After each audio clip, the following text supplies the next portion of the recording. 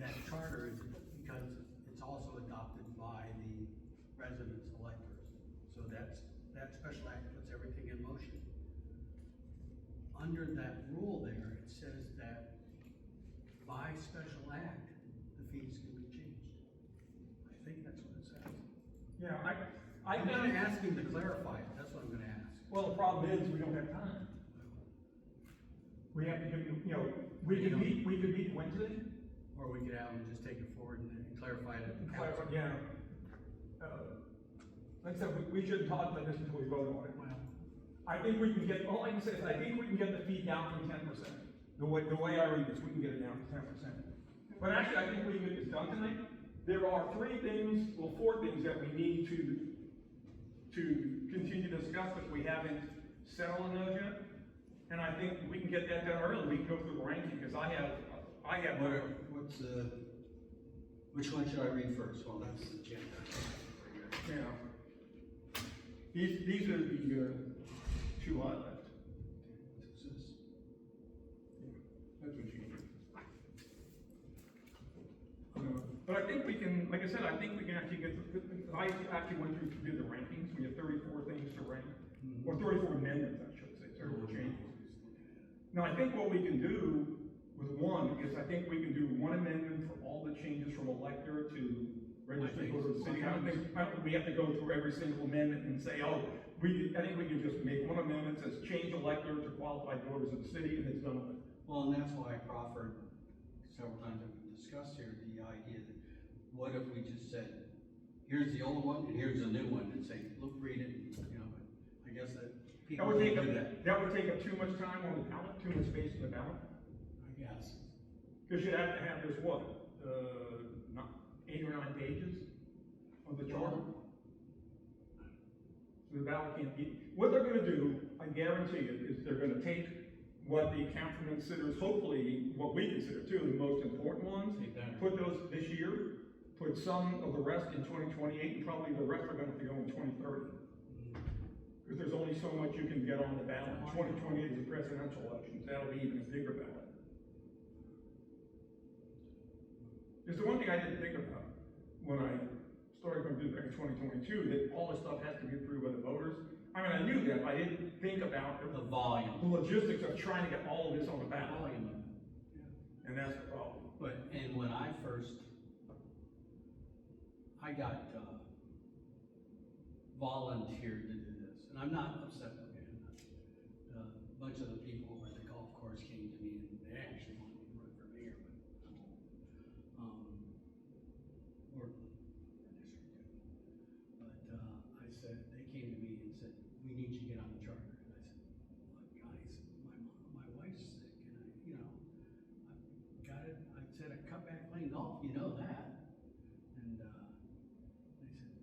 we need you to get it. So I said yes, but I will tell you, even as little as we've met, there's like getting ready. I had plenty of time to get ready for this one. But Carolyn took a dive, so I had to. She's got dementia plus a real bad neurological disease, and so when she goes down, she goes down. So I was sitting there in my chair tonight going, "Come on, Ben, you got to read some of this again." I got most of it. I had read some, but didn't take all my notes and that, so I feel a little bad. But I can catch up with you. I just listen to you. I will lead you straight. Well, you're nice and you do a lot on saying, and actually, we all I say, think most of it. We agree on almost everything. even when we disagree, it seems like we find common ground, Yeah. which is great, And that's the whole point of having committees. You compromise. You give a little, you take a little. So no one gets, unless everybody else, there's 5 people and one's a leader and the other 4 are followers. You're never going to get everything going, and that shouldn't be like that, because that's what a committee is. It should be like diverse enough to get diverse viewpoints so that you can discuss it and come to a reasonable accommodation everybody can live with. and I know one of your pet subjects is people running for office, I'm really disappointed that there's not more people. You know what, I think a lot of the recent unpleasantness, if I can term it that, I think is just bring people on.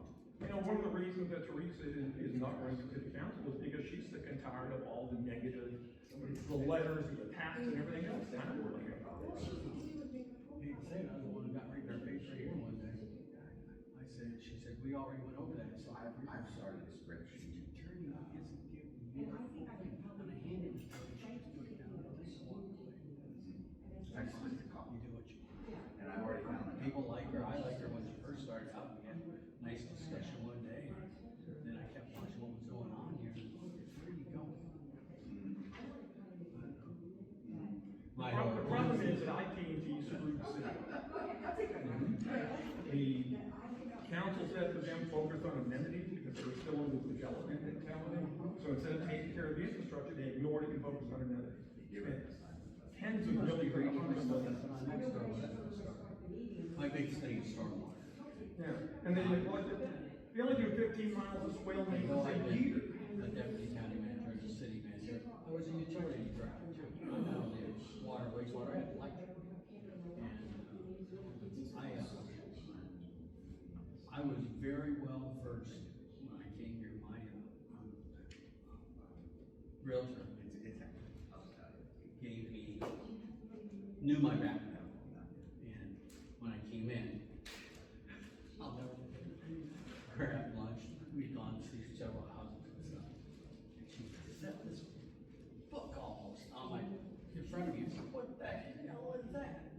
And she says, that's what they adopted from IT, or IT&T wanted to do, and they only adopted part of it, so you have to know which ones they did. I thought you'd be interested in it. But she's the one, and that's why I never said her, everybody over the swales. I did. But she showed me houses, several houses, she said, by the way, though your building line only comes to the side of the swale, you know, the residential side of the swale, you're responsible for taking care of it. And I said, what's that mean? She said, you're responsible for this. And she said, that culvert breaks down. I don't know if that's true because the city, They will come the in. city has an easement. They do, and they will come in and And correct. they do maintenance, but the problem is, they only do 25 miles of swale maintenance a year, and there's 1,500 miles of swale. It's like 40-some years before we'll get around to it. I It makes came no in sense. here and I started with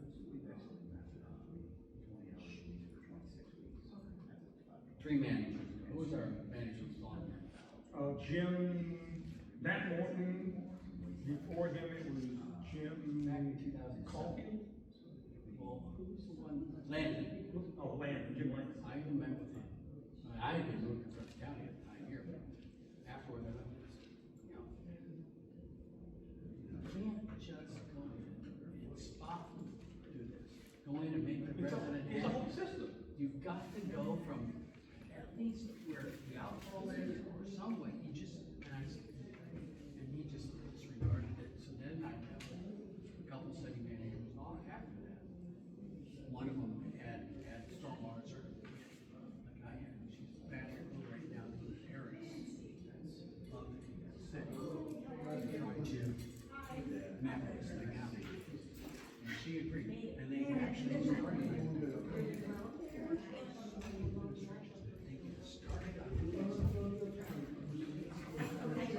Not one correction, just getting you to make it. But anyway, the next, my swell was full of but she said, I want to take this right on, put me down for a car. Smart. Ready for us. There you go. Yeah, at least it's Not playing tennis yet, I see. I see that. First time. Remind me that we need to get together the rest of it more. I've got the list of my things, and I've got the proof of that.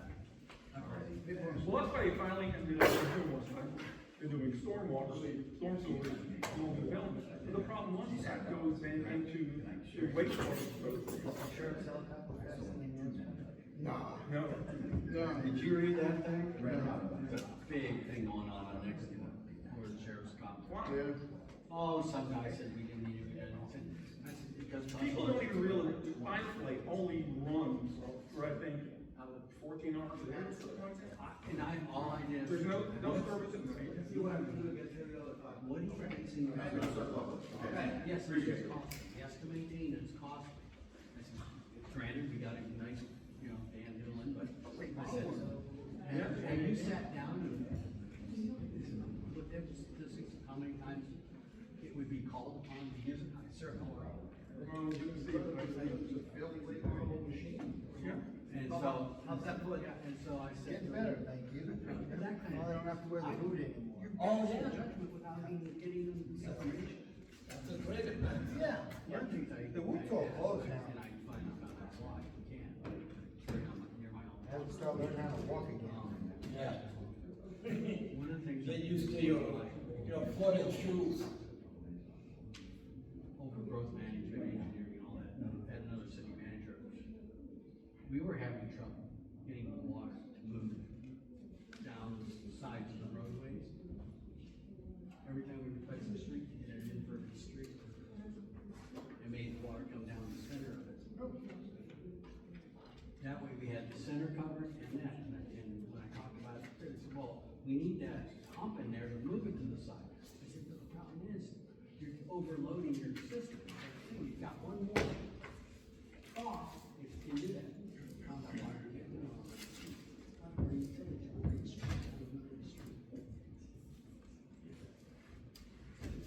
That's what I think.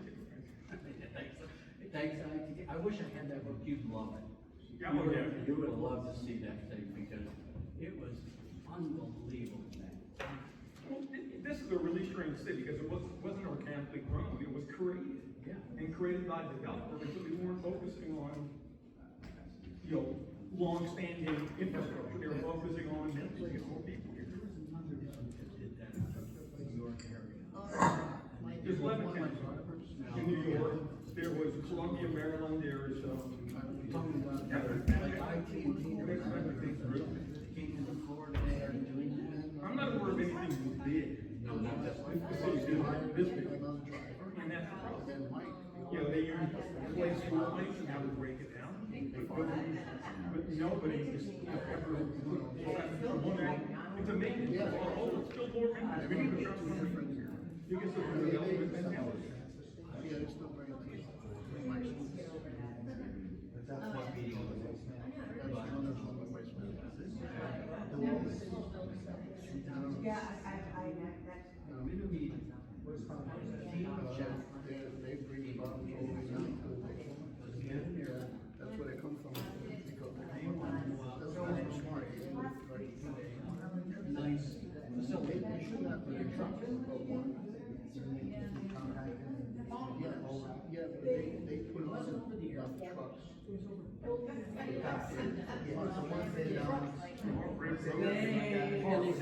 Yeah. Park Road Parade. Great. They started about 5 in the morning, get here by 6. They said, we don't need all this traffic in the city. Well, I got 5 o'clock. Yeah, I mean, It's it might take you back to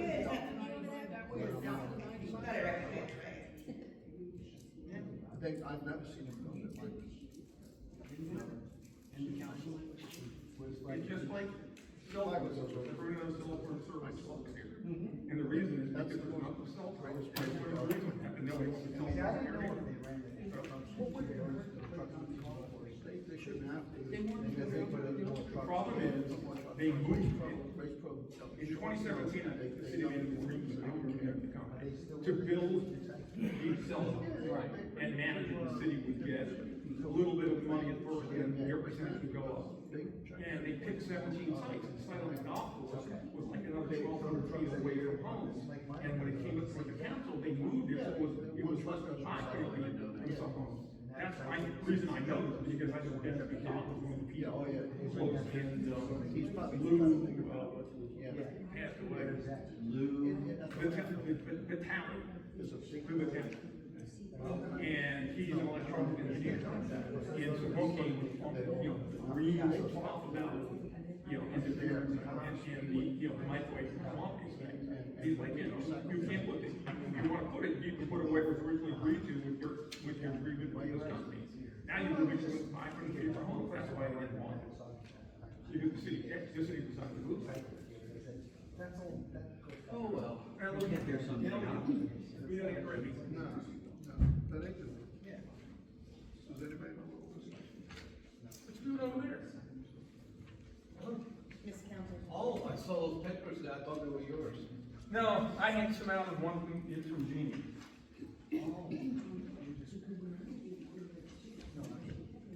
You want one? I have mine, thank you. Good? Yes. I brought mine with me. Water, yeah. You have your serious face on. Yeah, like you do your students, right? Oh, yeah, that's it. Serious face with students.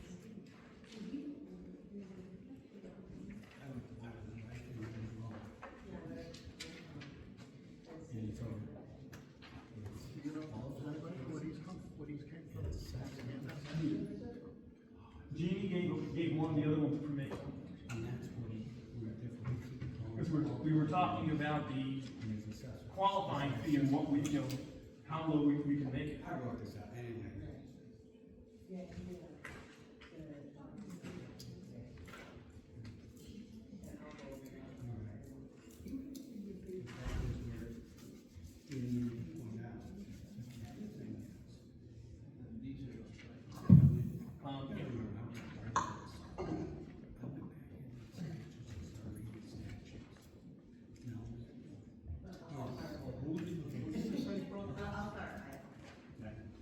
Jeannie brought one of them, and I brought the other. This one, probably mine is Jeannie. This one's Jeannie? Yeah. And which one did? Oh, I just want to throw that. I think You so. did track and field, didn't you? You My got printer, something. I was gonna do this one, which is chapter 9 United States statute, but my printer died, so I couldn't. All right, good evening, everyone. Give me two of these. Today is Monday, January the 26th, 2026. I'm going to call our meeting of the Palm Coast Charter Review Committee meeting to order and ask that everyone stand and join us in the pledge of allegiance. I pledge allegiance to the flag of the United States of America and to the republic for which it stands, one nation, under God, indivisible, with liberty and justice for all. All right, and welcome to everyone in the audience today. Appreciate you being here. Dr. Dumont, appreciate the materials that you sent us over the last few weeks and some of the stuff that the clerk sent as well. So with that, first order of business is to call the roll. Ask the clerk for her help with that. Chair O'Brien, Here. Vice Chair Matrano, Here. Committee Member Barrera, Yeah. Committee Member Martin, Here. and Committee Member Miller. Here. All members present. Thank you. Okay, next order of business is a review, discussion, and approval of the minutes of the meeting of January the 12th, 2026. Have a motion on that? I'll second. We have a motion and a second. Second discussion? Oh, No. second. Okay, got it, thank you. Okay, call the question. All those in favor of approving of the minutes, please signify by saying aye. Aye. Aye. Motion carries unanimous.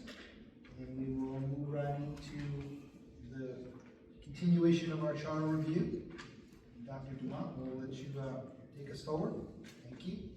Hello, good evening, everyone. This may be our last evening together.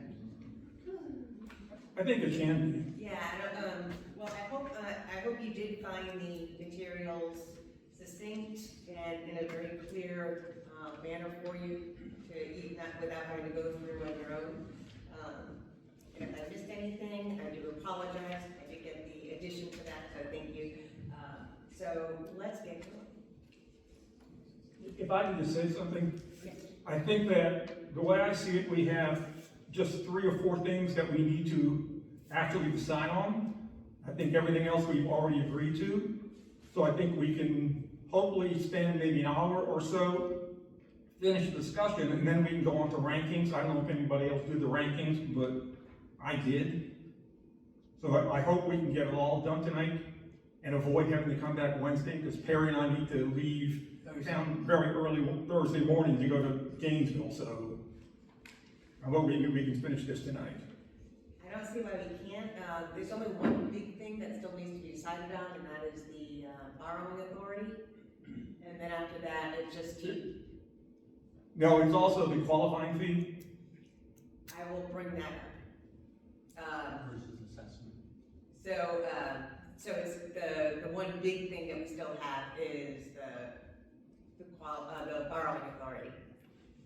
Yes. And I did want to just discuss the benefits package one more time before we, You'll see it as we go through, yes? and if you wanna change it at that time, like, so the summary that you have in that memo is what we'll review tonight.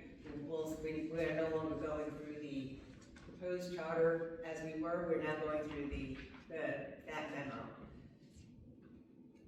The memo that I sent you all.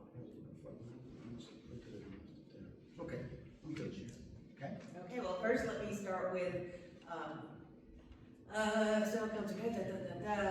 I did receive a call this afternoon from the city attorney, and he did more research into the number of signatures that were required, and you can put in the 100 for the city council and the 400 signatures for the mayor, because of case law, that there was an opinion. So it's not the case law, it was an opinion on the interpretation of the case law, so he's more than comfortable to lower those numbers down. However, the qualifying fee still would remain the same, but remember that the qualifying fee is only if you do not have the signatures. So if you lower the barrier with having those lower signatures, you cannot change that one little piece of the fee. Now, I'll probably ask, because we're gonna move forward at the council meeting, but, the fee the 1% fee is by Florida statute, is an assessment that goes to the state, is that correct? I do not know where it goes. Well, that's what way I read it, is that you can't change that. And my question, go ahead, Mike. I was gonna say, chapter 99.092, state statutes, candidates. It says, qualifying fee of candidate. It starts off, it says, any person except a person who can qualify petition process pursuant to 9905, shall pay a qualifying fee, which shall consist of a filing fee and an election assessment. The amount of the filing fee is 3% of the annual salary of the office. The amount of the election assessment is 1% of the annual salary of the office sought. There's a thing about a party assessment. We don't do that here. So the way I read this, the minimum qualifying fee has to be 4%. 3% for the election assessment, and the 1% election assessment, and 3% of the filing fee. That's the way I read 9905. But there's been a new opine on that apparently, right? Is that what No, you're that saying? I was talking of the number of signatures. Oh, number of So signatures. you either get the signatures or you pay the fee. So we can cut it. We can cut it by 60%. It's right now in the charter it's 10%. It doesn't need to be 10%. It can be 4%. Yes, According to the way I read 99.092. right, as long as you're hitting those minimums. But the signatures Yeah, and can be. we should lower those, but I believe we also lower the qualifying fee itself, because if there's somebody who may be physically handicapped and not able to go out and do the hard drudge of collecting signatures, even if it's 100, we shouldn't be keeping people out because we're charging $3,000 if you want to run for mayor, if you can't get the signature. So I think it's important to make it accessible. That was the whole reason why they gave themselves the raises, was so we try to attract more candidates. So I believe that we need to do both. We need to lower the amount of signatures, and we need to also lower the filing fee. So we make it affordable for most people, even at 4%, if you're making, I don't know what the mayor's salary is now, it was $30,039. So even at 4%, that's still $1,200, but it's better than $3,000. And the way I read state statutes, it's the lowest we can make it. Unless it's done through a special act. No, if you have a special act, you can have it changed, and that would be, it would be an opinion of the attorney. But originally, when you adopt the charter is a special act, and this is a long way around the bend here. The charter is a special act establishing your municipality. My question to the attorney is, if we amend the charter, which was a special act, does that amend the fee? And I don't know, I'm just asking that, and it's a long way around, but I'd like to get it down like you guys said, make it so we can make it less than that. But, if you read that whole statute, it talks about a special act could, negate the 1%. Now, And I do know that other cities do charge less. I don't know the current fee, because I did this research in 2023, but I know that Doral charges, I think, $250. I think Cape Coral charges a flat fee of $100. Miami charges 100. So, maybe we have to leave that open and let the city attorney do further investigation, and the council can then take it up. Yep. Because we really don't have the time to try to have several more meetings or wait for the attorney to give us any information, but we can ask them, we can ask, when it goes to the report, hopefully we make a note, ask the attorney to follow through on that and see if we can, if the charter is a special act, and if we then amend the charter, is that legal to then? Is that a special act? Is that a special act itself? And I thank you, Mike, for showing the difference between qualifying fees versus the assessment by the state. And that's where we were getting, I think I was getting confused, was that we kept talking about qualifying fees, but the 1% is an assessment by the state. It's not a qualifying fee in itself. Right, the qualifying fee is the 2 fees combined. Yes. That's what you should thought of. I think the attorney should have told us that. Okay, so you'd like me to reach out and ask him about whether the charter is a special act, and then would that change the opinion on the assessment?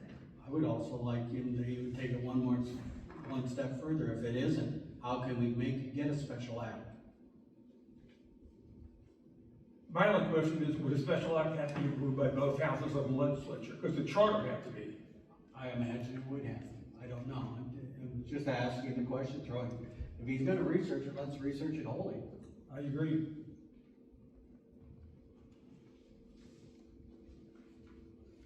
We just took over for the chairman, just talked right over it, didn't we?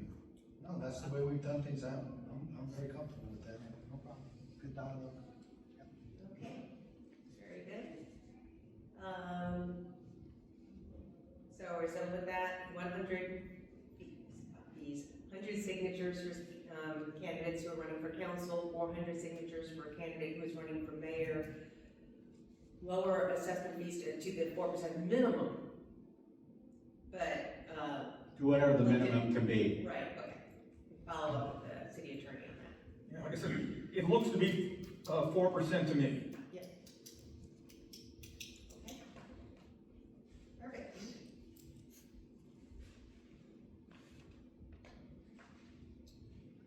Contracting abilities. Can I make So a this is the comment? one thing we have not really been able to move forward on. Limitations to council's contracting authority unless authorized by the registered voters of the city at a duly held referendum election. The council shall not enter into a lease purchase contract or any other unfunded multi-year contracts, the repayment of which extends the excess of 36 months or exceeds $15 million from the general fund. What's underlined in red was what was already agreed to, the cleanup changes. So it's highlighted, I guess I should have also highlighted the 15 million. That big change from the general fund has really helped. Okay. Yeah. Can I make a comment? Go ahead. November 2024, this was on the ballot because the city council created an amendment. It lost big time. I think that the public opinion has been clearly stated that people want to leave this as it is, and I recommend we leave it alone, leave it exactly the way it is, because that's what the citizens voted themselves. And I don't think it's up to us to override this, clearly what the citizens wanted. They wanted to leave this alone, because they defeated that amendment. So response to that, what was on the ballot was to just delete it. Delete it. Right, it didn't keep it with a change in values or numbers, it was just to delete it. Right. And it was, of course, around one particular project that, was all wrapped around. So I would like to just have a little bit of discussion about the limits themselves, the time limit and the value limit. And in relation to, you know, what other cities and what's common practice somewhat around the city, around the state, so. we did ask from, Lauren was in, you know, still the acting city manager. We did ask for some guidance on that, and we didn't receive it. And I don't think it should be up to us, you know, to change that, because we honestly don't know. I mean, at first I said we should change that to a percentage of the budget. So that we give them more flexibility, but we would still, whatever the original budget was, what they came to 15 million, where they derived that figure from, I thought if we kept that same percentage, you would let it rise, but it would still be the same percent of the budget. But because we've got no answer back from the city manager's office on this, I just think we go by what the vote, I know the voters didn't want to eliminate it, because the city obviously wanted to have unlimited borrowing authority. Well, I'm under the impression we did get an answer. It's just that it's basically the elimination. That's the answer she gave us. It's in one of the pamphlets she sent. She proposed language is the same as it was in the past elections, to eliminate it. But I concur with O'Brien. I think we should take a look at the amounts and the time, but not eliminate it. Well, just, couple things. Do you have any thoughts on this, Dr. Duan, or any, knowledge of any studies or what other municipalities are doing, number one? I do not, Okay, and I did not receive the information that you all did about, well, from the city manager's office, I didn't receive that. okay. So, and I'll tell you, I tried to do some research on it, and just, here's a few of the things that I learned, just for conversation, if that's okay, just for a couple of minutes conversation. So, I looked at 6 different cities that are not far off of Palm Coast in terms of population. Palm Bay is 135,000, Palm Coast 107, West Palm Beach 124,000, Clearwater 117. Port St. Lucie's bigger, but demographically, and I think we're like a Port St. Lucie, but we're probably a decade behind in terms of growth. Lakeland is another one. And the things I learned were like Palm Bay, they don't have a limit. They rely on their debt management policies that are approved by the council. It doesn't go to referendum. Palm Beach, it's 15% of the assessed value, which is crazy talk. Like for us, that's a huge Billions. number. Yeah, well, like if you looked at that for Palm Coast, our assessed value, if I'm not mistaken, is $10.9 billion. 15% of that is $1.6 billion. I don't think, you know, we have any capacity whatsoever to even get in that ballpark, you know. But on the other side of that, 1.6 billion versus our 15 million in the charter here is less than 1% of that. So is there, I don't know, you know, I don't know how you look at the whole thing. I just wanted to bring that up for, again, just some talk and discussion about what goes on around the state. So, go ahead. So, I think we gotta take the approach a little different. All the work that you just did was very critical because that gave direction as to what other municipalities are doing. But that number, the 15 million and the 36, those two numbers really shouldn't be coming from us. It should not be coming from us. It's not. That's the council's direct. They need to go dig into that number, make that. I was thinking about that the last meeting, the last couple of meetings. I thought maybe we're the ones that bring the bearer of bad news to the taxpayer. We're not. I think we just got to stick to the original, whether we deleting it or not, or that's it. They need to put the numbers in to get it to make the change on the ballot. That's something we have to drop in their lap because they have access to information that we just don't have.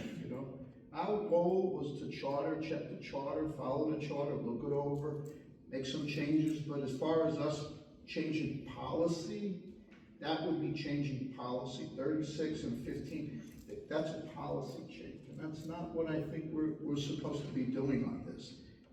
They the ones that have to put that number in there, and when we give them back this whole keys to the car, they need to start to think whether they wanna leave it alone, get rid of it, put it back on the ballot, with whatever number changes they need, but we've given them what we need, I think. And I don't disagree with that, Aaron, I don't disagree with Mike's suggestion, or motion, if you will, or initial discussion, however you wanna characterize it. But I do think it was written at, in 1999. We agree on that. You know? So it's goes back many, many years, over 25 years. So maybe we could, in our suggestions, say that they do an in-depth study of what might be appropriate for the city for now and in the future but then they would have to do another referendum, but they could do that in time, tie it into a regular election, if they have Well, then sure, under this, they'd have to go anyway. If they wanted, If they wanna spend more, they wanna spend more, they'd have to anyway. But I'd like. the way it is now, Yeah, so they can spend more, they just have to take it to the voters to get the voters to approve But it. if they wanna set a higher limit, let everybody know they're setting a higher limit, I agree with you, Chair. Let them look at it. Yeah, somehow at least, maybe just get the point across that it does warrant more study or research, and they should really think about that, because I think in a lot of ways it hamstrings. Hamstrings? Yeah, hamstrings are hamstrings. And I originally agreed, that's why I suggested we change it to 1% of the budget, but because we got really no information except, we want to get rid of it. Yeah. I don't think it's up to us. I was hoping they'd give us some ideas on what they think that, would be useful for them, to give them some flexibility, but because they haven't, I think we just leave it like it is, and if the council wants to take this up, the council can take it up. Well, with the two changes of registered voters and from the general fund. Well, they know already, because of the past elections, that eliminating it is not gonna vote, it's not gonna fly. Agree. So they've gotta come up with a number. Yeah. You're right. But if, again, we're back to the same thing. And like you said, this was like 1999, this document. It says no relevance at all to today and to the future. The hamstringing is gonna be awful. This will cost us, likely, the taxpayers, in the next 10 years and then there beyond, a lot more money, because this is incorrect. This needs to be corrected. But unfortunately, it is not the charter review's job. We did exactly what we're supposed to do. Crossed out electors, registered voters, added from the general fund to clarify the document. That's all we were supposed to do. We all believe, like you said, Donald, Mr. Chairman, we all agree what you said. This is hamstringing, it's really bad, it was a bad document when it went out. So I think we did our job, We can make that suggestion that they need to look into it in depth. I think it's a bad thing anyway. So we're not gonna be able to change it. We could change that 36 to 48, we could change 15 to 20. It doesn't matter what we say, it's all gonna be the voter anyway, and whether council wants to change it. So we don't have any input to change the numbers, is all I'm saying. We just need to do our job.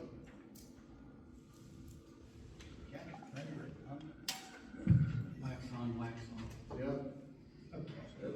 Ken, one last thing. I want to make sure we have this language right here. So, contracts or other unfunded multi-year contracts, the repayment of which extends in excess of 36 months or exceeds $15 million serviced from the general fund. Because the general fund is what would pay the debt service on the $15 million, right? It's not money coming from the general fund. The debt service is, but I'm just wondering if we need to, I think you're right. if that reads correct or not. I think you're right. Or payment from the general fund? Repayment, yeah, Payment, yeah. That's more friendly words. So what do you say, Doc? Yeah, like repayment from the general fund. I mean, prior to us even adding the general fund, nobody knew it was from the general fund. Or exceeds $15 million, Or repayment exceeds $15 million. No, no. That's the limit, that's the borrowing limit in essence right now without a referendum. Yeah, that, you know, that is unclear. Extends in excess of 36 months or exceeds, so the contract cannot exceed 15 million, or is that 15 million? Well, the A question, lease or a contract, it couldn't be for more than a total value of $15 million, If I did or it exceeded 36 months. Nobody says you can't stack. They Yeah, just that's say, what I just said. I mean, you know, they What could, if they they could decide to spend. stack them? what about, for instance, the utility department issuing bonds, because they're an enterprise fund, so it gets different, right? That's a revenue fund. That's why I like this idea of having general fund in there. Yeah. Right, but it doesn't read right. It says, or exceeds $50 million, How about if it worked like this, Donald? in borrowing that would have, Or the repayment exceeds 15 How about million. exceeds debt of 15 million? but the $50 million is the debt, it's not. Yeah, it's not being just included, so what I kind of did here, so Debt 6 months, repayment? or the total exceeds 15 million, In borrowing that would be repaid from the general. that will, 15 million, that will be repaid from the general fund. Yeah. That was rough. So I think a lot of people get confused with this because it says what it says, 36 months and 15 million. So you think, oh, they can borrow $15 million and they have to pay it back in 36 months. That is correct. That is correct. They can borrow $3 million and they can't let it be built out more than 36 months. It's not that it's a 36-month, $15 million contract. So if there's a way to word this differently to make it sound a little bit better, okay, but bottom line is they can take $1 million and spread it over 36 months. That's what that is. Okay, or the total exceeds $15 million, that will be repaid from the general fund. Yes. I wonder if it should be grand total, so that they don't, I was just. So that hamstrings. Well, what about But it the, references a specific lease purchase or a contract. Okay, that's true, that's, Because the thing that created the issue was on that development project on the west side, there was a lease, I think, that was wanted to be entered into, which was gonna be longer than 36 months, and the value, I think, was probably over $15 million. And even though there was gonna be revenue coming in from that project to service the debt, the question is, well, if it didn't take off or there was a problem, the city's on the hook, because basically guaranteeing the lease. plus it was a long-term debt, increased the amount of money coming back in, going out, It was, to be repaid, yeah, that any loan. was a problem, Yeah. no question. I think we all agree on that. I just wanted to make sure, because my partner over here was pointing out, and we both said, gotta prohibit, we wouldn't want to see them stacking it. And, but I think you're right, Chair, that I guess it's clear enough to say into a lease purchase contract. But they can still stack it. I mean, they have the ability to stack it, don't you think? I mean, but it's up to, once again, it's up to the council. Right. If they wanna stack, they stack, but the point is they can only do 36 months, 15 million max. I mean, that's, the number's there, but they can still spend $72 million. They can still spend, you know, there's a lot of money. It's just that they just can't exceed 36 months and they can't do one contract at 15 million. They got 27 contracts at 15 million. If they approve it, that's by their city council. We're not. Our job is to clear this up. That's, in this pamphlet that, Lauren, provided for us, capital projects and funding challenges. Yep.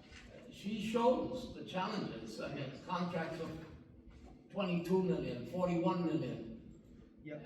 And, you know, the problems they go through. And, utility-wise, an estimate between 25 and 28 of $232 million. But the utility is an enterprise fund and handled differently. But again, I think that's why I think we're all coming back to, maybe if we could just at least give them a recommendation, they should do better study, and then, you know, approach it from that way and make sometime in the future, but we're We're not getting in that world. I would vote for a consensus in that point.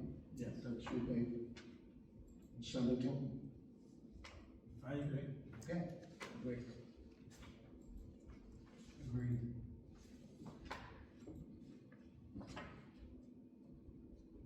I mean, we can beat this thing till the cows come home. Correct. You know, it still says the same thing, 15 million, 36 months, that's it. Yep, okay. You know? Yes, sir. All right.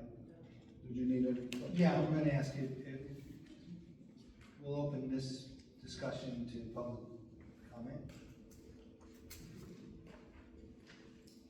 Good evening, Jane Duarte. I gave each of you a packet. On page 2, it's a description of various years that we had charter amendments.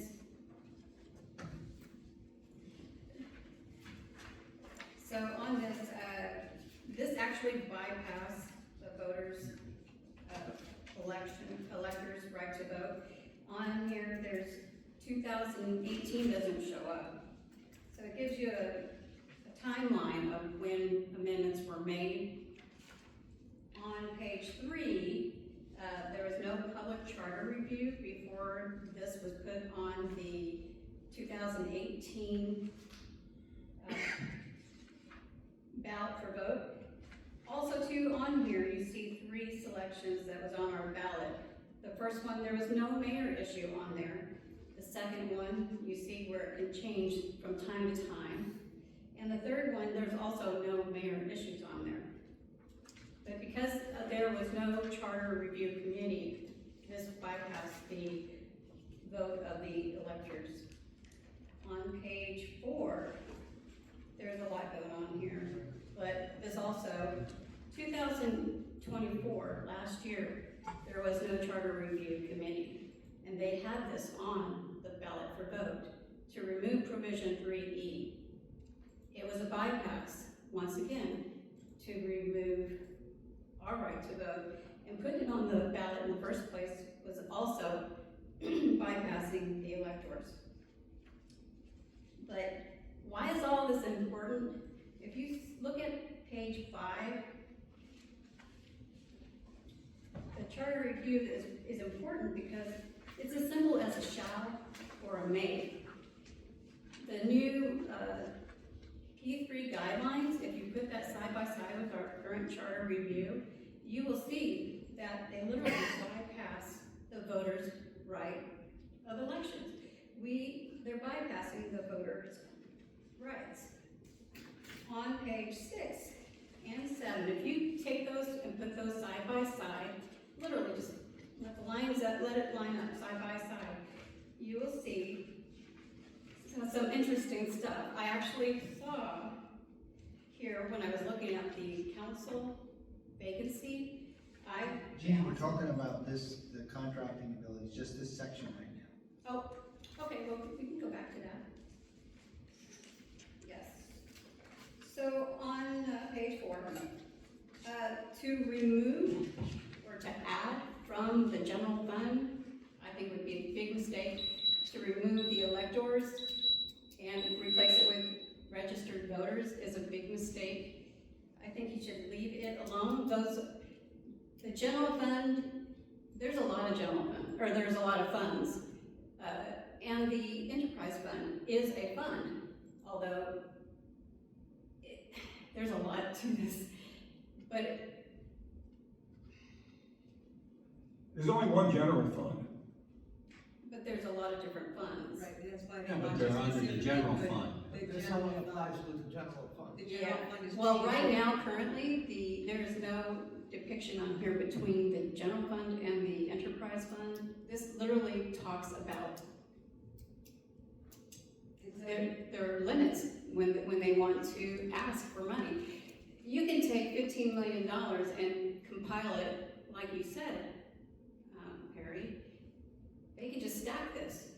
I mean, you can 15 million this, 15 million that, 15, and as long as you have a repayment within 36 months, you're fine. If you need an extension or you need more money, you can ask.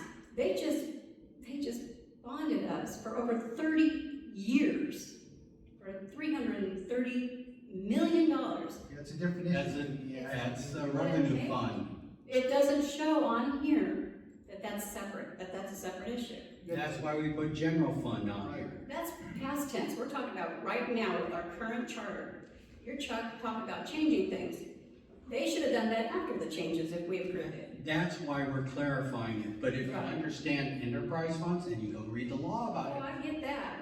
Well, the enterprise funds have to stand on a repayment on their own, and they have to be Can't able guarantee to. a repayment on something that doesn't exist yet. Okay, I'll have to explain it to you someday. Yeah, we're going up. yeah. I'll send you some information to help you. All right, Thank you so much. Okay, any other comments on this council contracting ability section in the chart?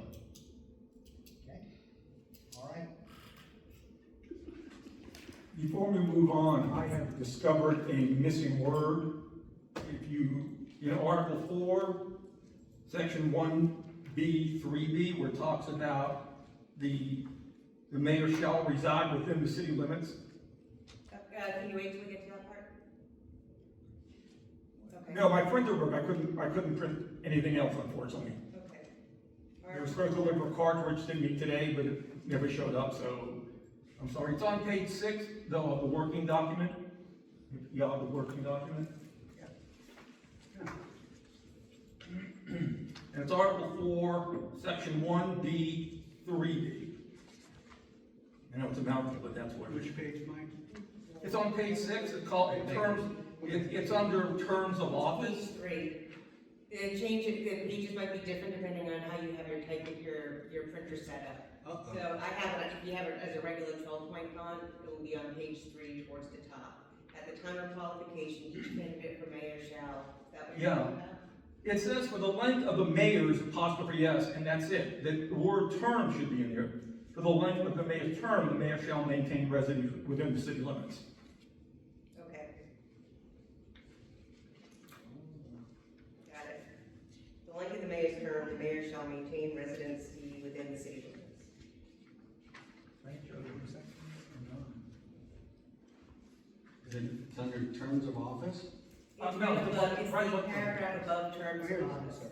It's right above terms, it's section B. Qualifications. Yeah, at the Oh, time I of see, qualification. okay. It's not, we're not there yet. Oh. I noticed that it says mayor's apostrophe S, but there's no adjective that the mayor's, that word mayor is describing. There has to be, it's obviously means the mayor's term. For the full length of the mayor's term. Yeah, I got it. Oh, okay. Yeah. I see. So it's just a quick correction. Yep. Okay. Yeah, I'm looking at the original one, that was in the original as well. So I do have one question for you though. In terms of amendments, we can make one amendment, for instance, to change the word elector to registered voters of the city in everywhere it's mentioned, right? That doesn't have to be a separate one. Right, no, that can be done. One thing, and same thing with Florida water statute, the law to Florida statute. And if you gentlemen will, give me the ability, I just have one more change that I think needs to be made, and then, as far as I'm concerned, Let's go. I'm ready to vote on it. Okay. Hold on a second. I gotta find where to get with this. You're talking Article 10, Section 3? Yeah, Okay, Article 10, Section 3 probably didn't keep my. is initiative and referendum, so it's at the back of the document. This, Mike? Yeah. I'm not sure I gave the Article 9, Section 3. I'm sorry, yes. Initiative and referendum. Yeah, I know. 10% of qualified registered voters. Yes, and after 90 days, I did not put, the ordinance shall be suspended. Ah, Yeah. that makes sense. Yeah, read it from this one. Okay. I think Dr. Newman did.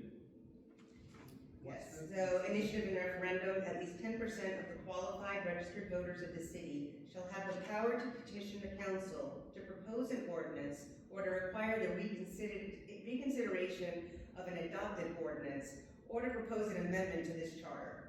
If the council fails to adopt such ordinance or amendment so proposed, or to repeal such adopted ordinance without any change in substance within 90 days, the ordinance shall be suspended. Then the council shall place the proposed ordinance or amendment or the repeal or adoption of ordinance on the ballot at the next general election. The procedure for such initiative or referendum shall be established by ordinance. Yeah, we agreed that 90 days, but I'm thinking about this over the last couple of weeks. I realized that the council, even though the amendment, that particular ordinance was challenged and had a 10%, that ordinance could remain in effect until the election. So I want the ordinance, any challenged ordinance that's successfully challenged, to be considered suspended until the voters get a chance to vote on it. Because it's hard enough to do, but if you can get 10% of the registered voters actually sign the petitions and the signatures are verified, then that ordinance should be suspended until it can be voted on.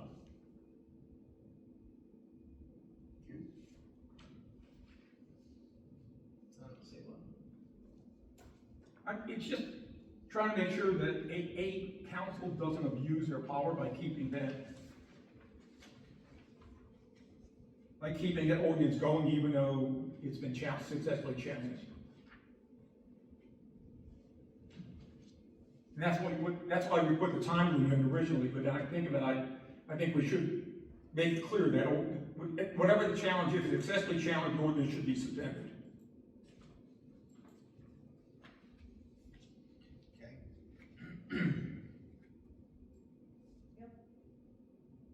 Well, I don't know, I have to ask a question. I mean, this, for recall, that's definitely something you can't suspend if you're, I mean, I'm trying to put a face to that item that might have to be suspended. It's not a recall. We have the power to challenge any ordinance the city council passes. Right, but we can't expect them to suspend, if it's already in operation, the ordinance, and someone wants to challenge it, and they go and get the 10%, and you want to suspend it, what if it's a very important ordinance that we're threatening to, we're asking them to suspend an ordinance already in play, just because someone has challenged it? It's not someone, it's 10% of the registered voters, which the charter gives us the power to do. It's the ultimate power of the citizens to challenge a government decision. That's what that whole section 3 is all about in Article 9. Yeah, but doesn't it then have to go through the process? There's a process, you get the 10%, it doesn't mean it stops. What you're saying is that, get the 10% and we're gonna stop. If you get, whatever the ordinance is that's being challenged, it should be suspended. But And held in the bank. doesn't it go on to the next rule, like the next maybe court, maybe something else? It's not a court, it just goes to the voters at their next regularly scheduled election. I'm just being devil's advocate. Are we suspending an ordinance that actually is important, not just to the 10% that put their name on it? What about the 90% that didn't? Why would we want to suspend it, let it go through its process and get it codified as a rule? No? I mean, Because it has to go, the way it works is if you get 10% of the registered voters sign a petition, the first thing the city council has to do is reconsider that ordinance. If they don't change it, this is what the charter says, the current charter. If you don't change it substantially, then it has to go before the voters.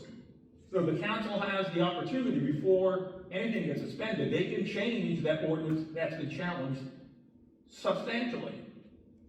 And then it doesn't go before the voters, it doesn't get suspended. If they don't do that, if they don't change that ordinance in substance, then it goes before the voters at the next regularly scheduled election. So the city council has the power to remove whatever part of the offending ordinance the people are upset about. And if they fail to do that, then I think it should be suspended, because you know how hard it is to get 10% of the people to sign anything. It's a very difficult thing to do. And it should be a difficult thing to do. It shouldn't be something easy. But if you actually can get, if there's 107,000 people, if you can get 11,000 signatures on a petition, that tells me a lot of people are really angry about this particular ordinance. And then it's up to the city council. Do they change it in substance? They have to bring it back up for reconsideration. At that point, they can change it, listen to the citizens who come to the meeting, find out why the citizens are challenging this, and then make that change. If they make that change, all's well and good. Is if they refuse to change it substantially, that's when it goes before the voters.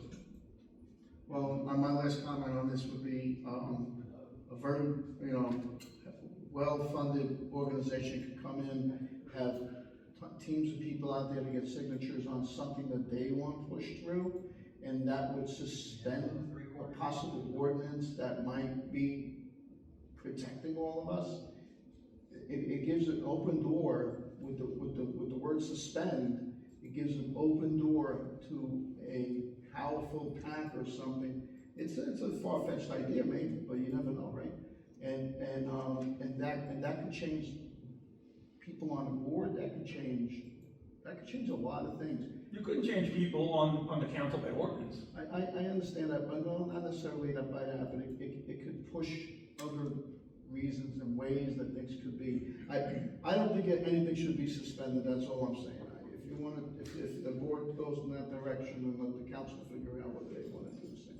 I think it's such an extraordinary event to actually get 10% of the registered voters to agree on anything, that it seems to me that there'll only be something really egregious, like, for instance, when they gave themselves the raise and they voted themselves health care. That upset a lot of people. And we could have gotten 10% of the signatures to challenge that, and if the council refused to change it in substance, then in my opinion, that should have been suspended because enough people were upset and angry about that and opposed it. But the council should be paying attention to the citizens.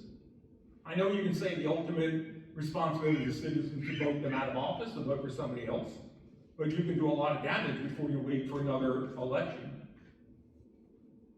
So I'm just trying to keep the city council from playing games and say, well, okay, we'll put it on the next general election, in 18 months from now. And meanwhile, whatever the ordinance is, the people have to live with it, even though they're objecting to it.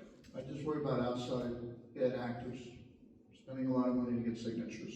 I somehow don't think, I really don't think that will happen, because most people you've got to be upset about something. Even though people were upset about the raise, I still couldn't get 10%. I only got 5%. But you at least tried. Well, I did try, and nobody else had ever done that. And I'm sure that people will forget this section even exists, and nobody will do it again, but. I just made my point, that's all. And I respect it. I agree with both of you. I really do. There's something in between there that we can find, I think. And I don't know what it is. Well, either way, it goes to council. If they want to put the word suspend in there, they do it. If they don't want it, they don't do it. But we at least voice the opinion of, the council could revoke the ordinance. They could vote to revoke it. Right. No, I think Barry means that it's going to be in their decision whether they want to include that as part of the charter. Oh, yeah. Maybe they won't like it, they'll take it out. Right. So would you like me to include that as part of your suggestions? If that's the majority view of the committee. I don't want to just be because I proposed it. I want to make sure that everybody, or at least the majority, is behind it. I guess the question comes back, what happens if you suspend it? Right? I keep thinking about like Barry said, the other 90%. Ordinance shall be suspended. Well, if it's not, I'll be back to you. Well, they have 90 days to Yeah. consider and change it in substance. Now, it doesn't define really what change in substance means, so that, that does free the council to make a change, and then you can argue, is that a substantive change or not a substantive change? I think if they suspended it, you just give them more than 90 days, I think they have to have that hard 90-day They have to be held their feet to the fire, I think, by having the 90 days in there, gives them a little bit more than just 60. We gave them a little bit more time to be more reasonable. So there shouldn't be a surprise of something that's now gonna be suspended. They have 90 days, not 60. I could see 60. I'll be honest with you, Mike, I would definitely agree with you. If we had left it at 60 and they didn't do it, then the ordinance should be suspended and that would put a lot more heat on them. But I think a 90-day period gives them time to discuss it, make the point, have plenty of meetings, plenty of public input. Fish or cut bait. And, you know what I mean, fishing, cut bait, yeah, so I mean, that's why I think the 90-day really did do a lot for them, and it certainly brought it back. If we give them, if you suspend it, you just bought them not just 90 days, who knows how much longer, and they can ride it, you know? If you have a stubborn member on council and says, I don't want it, and they got 3 people with enough vote to hold it to suspension, then the problem just goes away for as long as they want to kick the can down the road, because there's no limit. Right now, we got a 90-day limit. I think we need to keep the limit without offering the possibility of suspending an ordinance that's supposed to be in place. But if they don't, if they go 90 days and they don't change it, it still has to go to the ballot, but the ordinance stays in effect. And the next general election could be, more than a year away. Yes, I agree, I understand. Because depending on how egregious that particular ordinance is, just like giving themselves a raise and giving themselves health care, and then giving themselves, if they don't want the health care, they can get in salary the value of the health care. So they gave themselves even a bigger raise. Yeah, that was wrong, but I guess, excuse me, Perry. The way I was reading this was either they adopt it within the 90 days or it's over, nothing happens, you can either take the referendum, you can't suspend, you can't do anything, it's done, or you take it to the ballot. Isn't that the way this is supposed to read?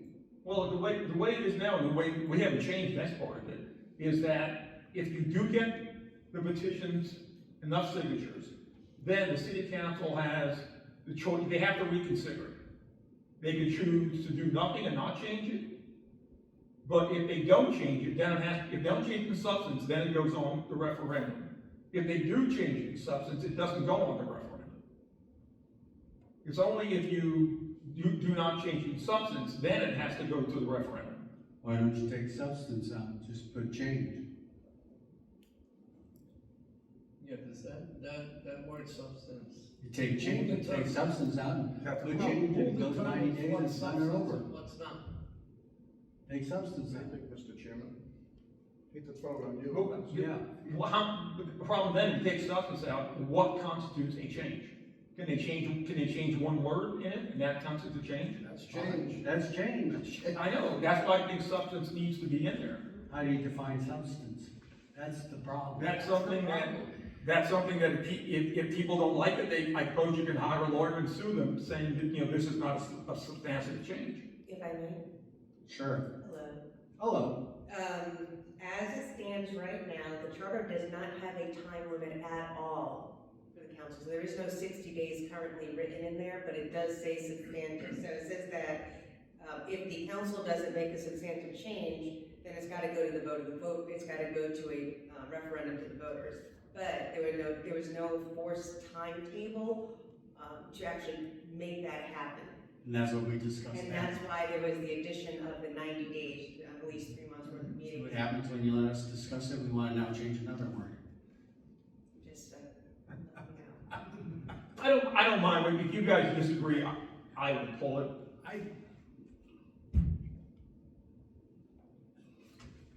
I'm just trying to keep a council from cheating by saying, well, we'll just hold on to this, and even if it goes to referendum, we get another year's salary out of this, or another year's worth of health care out of it. I think we gotta give council a little bit more respect than just constantly wanting to, I know when we all got up here, we all wanted to do the right thing and take away things that were just given because they've had over the last 20 plus years, the ability to do what they wanted.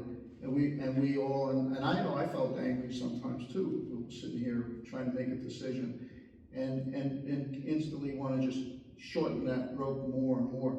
But that's not our goal. Our goal needs to be to give them a functionable document which allows them to grow and operate the city based on our, you know, our personal well-being. There's 5 people all elected separately, and they have to make decisions by the majority.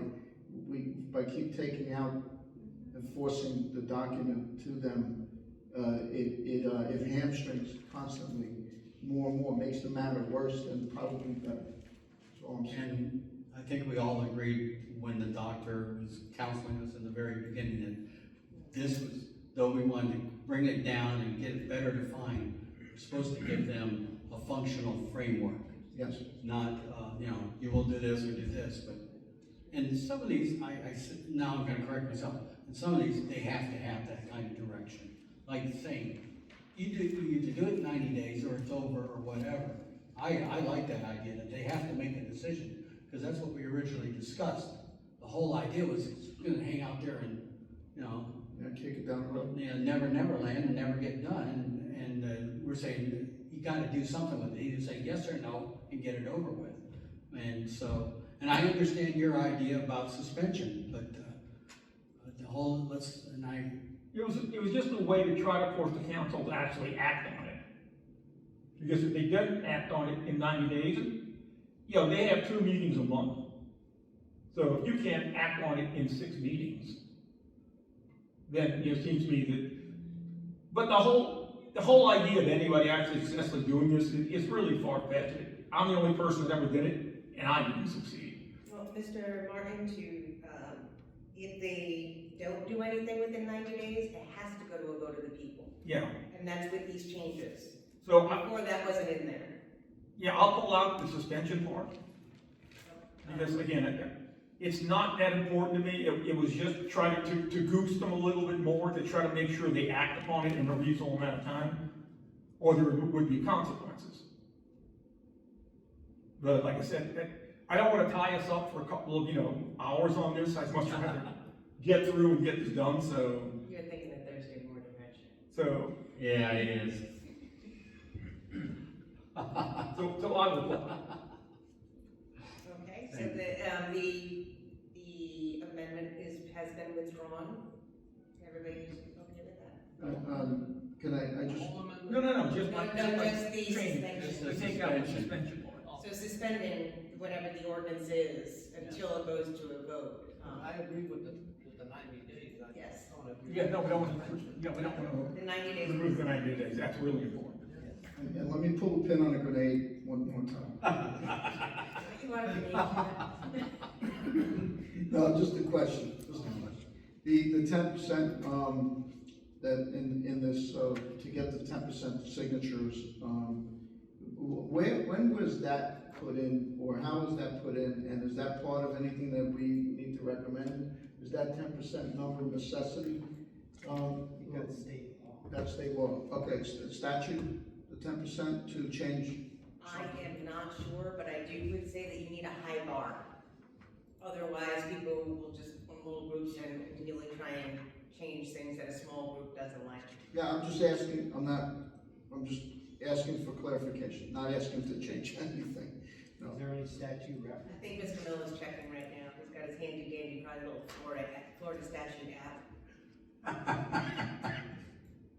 It's, you know, the Florida statutes are long, folks. It's not something you could just.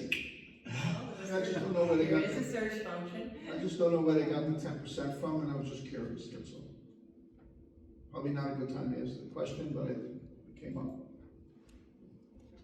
Regulate. I sometimes don't think if we recommended cutting it to 5, that the council would be too happy about that. No, I wouldn't cut it, you know, the higher, the harder it is, the more important it is. Otherwise, you will have people with a lot of money, packed with money, that want to change rules and do things. But it's never happened. It could happen. I'm not saying it couldn't. The fact is, it's never Seen it happened. right away. They didn't even have a procedure in place, even though the charter called for an ordinance to create a procedure. They didn't even have that, because nobody ever read the charter. I was the only person that knew about it, and when I asked the city clerk, she was like, what? I said, charter, Article 9, Section 3. She had to go read it, and then like, gee, we don't have anything set up for that. So they do now, thank goodness, at least I got that done, but it's an extremely hard thing to do. As it should be. So Yes. And I agree, it should be hard, it shouldn't be easy. Okay, thank you, that was my only question. Where did that 10% go? Any other questions, clarifications on this piece? So what we've agreed to so far is just regular changes to this, to the, whatever we were just talking about, to initiatives and referendum. So we're gonna keep that, we'll get into that a little bit later. Then the borrowing limits, we're going to leave those numbers there with the recommendation that they figure out their own numbers, or percentages, possibly with a study. Correct? Yes. And then the signature update would be to the 100/400, double check on the qualifying fee, filing fee, stuff. Yeah, Okay. good summation. All right, well then let's get into the substantive changes that you've all said we should do so we can start ranking them. On this page are all of the things that are substantive changes. So when you reviewed the memo, was there anything that I put in the minor changes or clarifying changes section that you think should be in the substantive change section?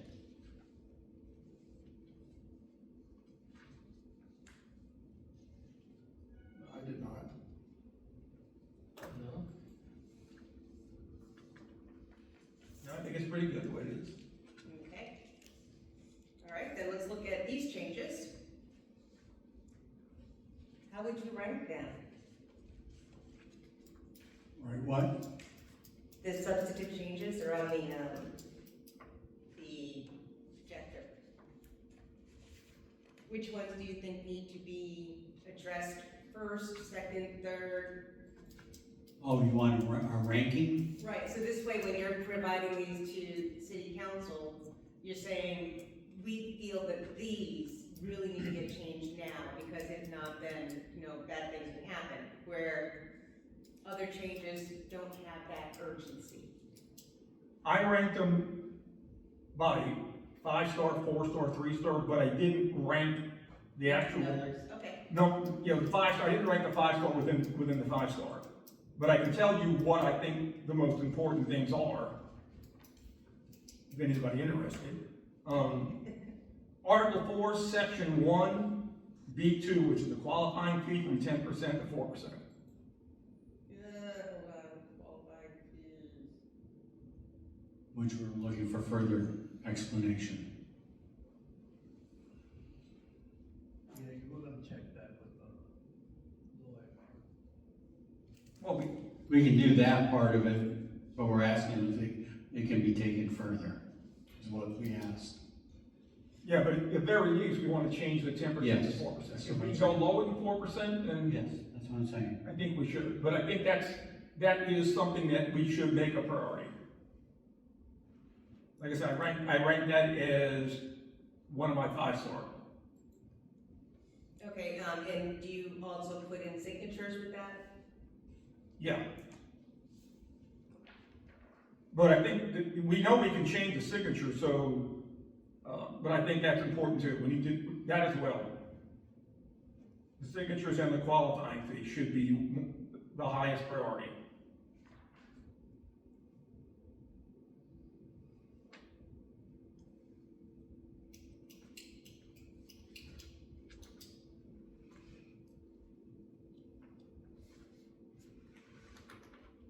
Anybody else? Okay, so the first priority, just everybody tell me what your first priority you think would be. That was mine. Like, if you could only change one thing, what would it be? Why are That we one is saying the big one with the Filling the vacancies. Filling the vacancies has been misunderstood, And that's been the most problematic. constantly up on the dais, constantly a discussion. We ended up in court. I think filling the vacancies should be absolutely number one. So that this way they make the plan, this is what it is, and send it to the residents and let them vote on it. Because that clearly divided the city for over a year, since the new mayor got in. And I think that that was a horrible thing to do. I also think that it wasn't fair to the person that got appointed, and it wasn't fair to how the person got appointed, and it just makes mud in the water in every possible way. My personal opinion, number one, is filling vacancy. Okay. I agree. I would agree. Great. Oh, It's easy. so, Mr. Martin, are you changing yours? Well, I was just gonna go through and list all the five-star, but I said I did not rank the five stars among themselves. Okay. I'm giving a presentation Thursday, and I've been kind of doing half of this and then half my presentation, so. All right. Okay, so you said you had 5, filling vacancies, signatures and qualification. Qualifying. I think, compensation, Yeah, I agree. Yes. And that's one I definitely would like Yes. to talk about, if we can now. Okay. Just for the sake of the audience members, I don't know if they looked at the memo. So, for first one, filling of vacancies. Big complications. Filling of vacancies. The change was included a timeline for city council to act on any charter officer vacancies. And if you recall, that timeline included having to wait if it's within 6 months of an election. And then it also, filling of vacancies. Then, and the rationale was the inclusion of having the city council immediately start the process of filling a vacancy is to avoid any delay in fulfilling these critical positions. The qualifications, clarified qualifications by adding education, expertise. No, I'm sorry, I'm in charter officers now. yeah, that's Article 5. Yeah, Yeah, I jumped, my bad. which is also important, but, It's all important. yeah. Okay, so yeah, filling the vacancies, more of a process. Compensation to be tied to council salaries, to the annual CPI increase received by the city employees. If additional salary increases are requested by city council members, any additional increase above the annual CPI adjustment must go to a referendum at the next election. The rationale that you all had for that was to reduce public dissatisfaction of salary increases while balancing the need to maintain competitive salaries. The committee recommends an annual salary adjustment that equals that of all city employees. By requiring any increases above the CPI to go before the voters can have more engagement on that issue. Excellent. I'm zoning down on Florida statute 166. Did we eliminate it's just for salaries, no other benefits? I put that one into the minor. So I have benefits, city council members are not eligible for any employee benefits, including health insurance and retirement benefits. But Mr. Toronto was a little bit on that. But he agreed on it later.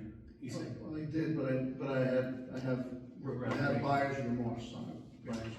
And I'd like to explain why. Can we wait until we get to the minor part? We can. Okay, or do you think that's a major thing? Does it have the weight of filling of vacancies and compensation? well, it's part of compensation. You're the moderator, you tell us. I can wait or I can do it now, whatever you want. I think it's part of the compensation. All right. Then have at it. Okay, so I did ask everyone here to take away the medical benefit portion, the health benefit portion of that item to the board, to the council. And the reason for that was because it just always sounded so bad, it looks so bad, and it just feels so bad, right? But we talk about hamstringing the city and people that wanna run for these seats. Understanding that people that wanna run for these seats, I have spoken to numerous people that wanna run for seats. But as I go through things with them and tell them about how elections work, they say, I can't give up my job, I got benefits, well, I can't work part-time because I have benefits. And I said, if we just wanted to be mean-spirited about it and take it all away, okay.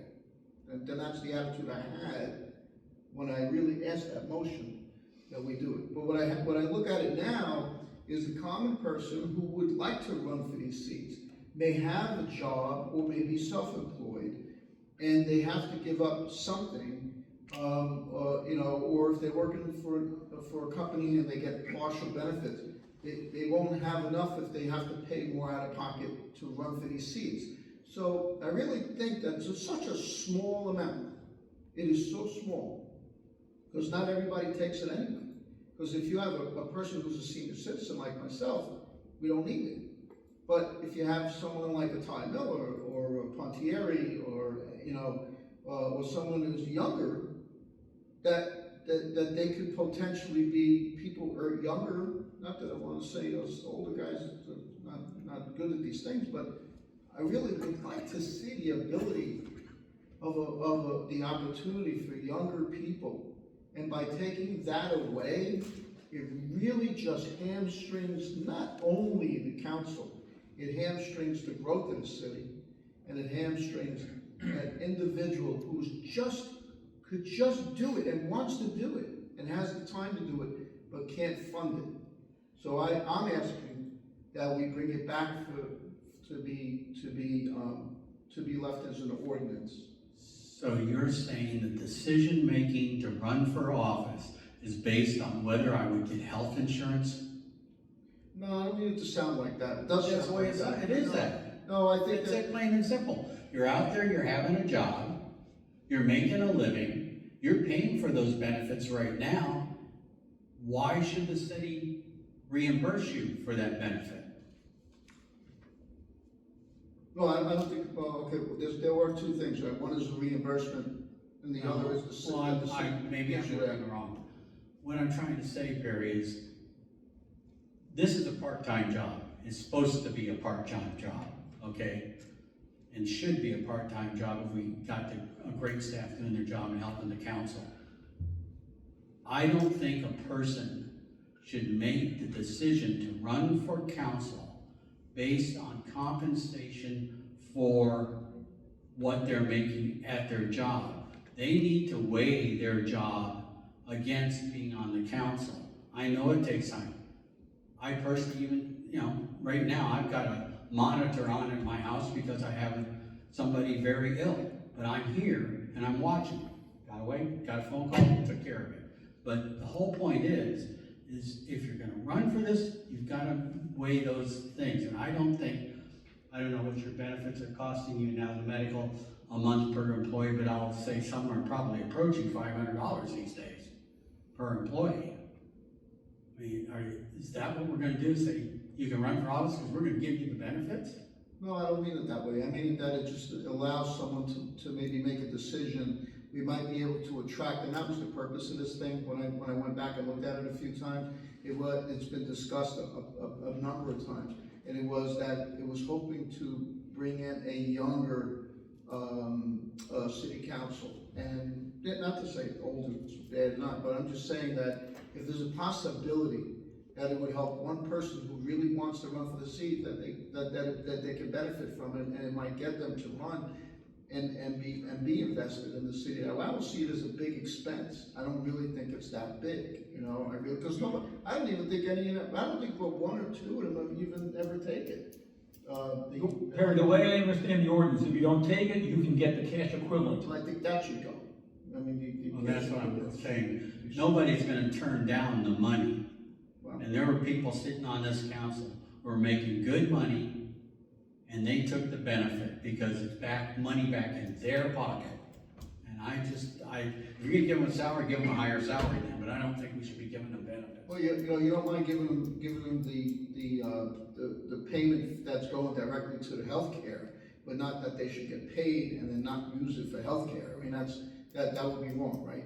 So, I mean, maybe it needs to be better in the way it's written or whatever, but I really think that we're limiting the potential for good candidates by just giving up a small, benefit. And that's what I'm really saying. And I don't agree that someone should just get paid just because they don't take it and they get cash. No, I don't think so. If we're giving $500 a month just using the number, and you go and you take a $1,500 policy, the only thing you're gonna get is $500, that's okay. But not that you're gonna get $500 and not use it for your medical. That would be wrong, that's the only person. How are you gonna verify they're using it for their medical? Well, you have to submit documents. I mean, give me a bill, and then we pay you, here's your portion of what we say you get. Harry, if I can say something, your argument is the same argument that David Altman made to increase the salaries.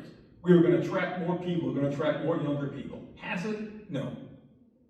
Well, Right now, we have 2 people, we have an open seat, Yeah. District 2, we have 2 candidates running for it, period. I don't see that the raise, I don't see that the health insurance is attracting any more people than before we had it.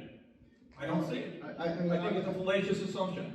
to your point, Can I jump in for 1 second? Sure. Sure. So our ordinance currently written that council members are provided dollars for them to go out and get their own insurance, or that a council member can become a member of the city's insurance company, because then the individuals never receive those dollars. They just get medical coverage of whoever the healthcare provider is for the city. Like let's just say Blue Cross Blue Shield. I don't- And Florida Blue, so that never goes into the individual's pocket. So, but whatever you would be paying Florida Blue for that individual, as it sounds like it's written, that person can take that dollar amount instead. So it's either through the city's insurance company, or they get the dollar. I'll tell you exactly what it says, because I have a copy of the ordinance right here. In section E, each member of the city council and the mayor shall be eligible for the health benefits plan, parentheses, the plan, at the benefit level of the general city employees. Council members and the mayor may opt out of the plan and receive the opt-out amount established in the plan, subject to change from time to time. That means they get the cash value of the plan. Can you read that last part again? City council members and the mayor may opt out of the plan and receive the opt-out amount established in the plan. So it sounds like you suggest that should be stricken from the ordinance. We're suggesting stricken no benefit whatsoever. Well, no. Yeah, section E should go. So Mr. Madrina is saying that, yeah, they should get health insurance, but if you don't do the health insurance, you don't get the You check. don't get the cash. I don't believe they should get help. It's a part-time job. Public service is about giving something of yourself. The way, I think the rationale behind what Mike just read about you either take the insurance or you get an opt-out amount, that originally was for employees, and the reason behind it was there were some employees who were in a plan with their spouse, okay? Exactly. They already have insurance, and They already had insurance, but they thought it was fair enough to give them the amount they would normally have to go towards their plan with their spouse. That's what it was originally, I think. I know, the place I worked before, the last big place I worked, that's the way we did it. If you had a spouse or you had another insurance plan you were under, we would give you the amount that the employees were getting in part-time employees. huh? Part-time employees. No, a part-time employee's got part-time. And that's my point. Yeah. City council members, the mayor, they're part-time people. It's not a full-time job. If you want to give them health benefits and big salary, make it a full-time job. I don't want to give them any benefits whatsoever. I mean, period. I agree with you. I think we should stricken section E out of that ordinance. That's just the way I feel about it. Okay, and do we have a consensus about this? There is a consensus that They shouldn't get the opt-out money. There's a consensus that benefits should be moved over to the substantive change with compensation. And you want to keep the suggestion of removing,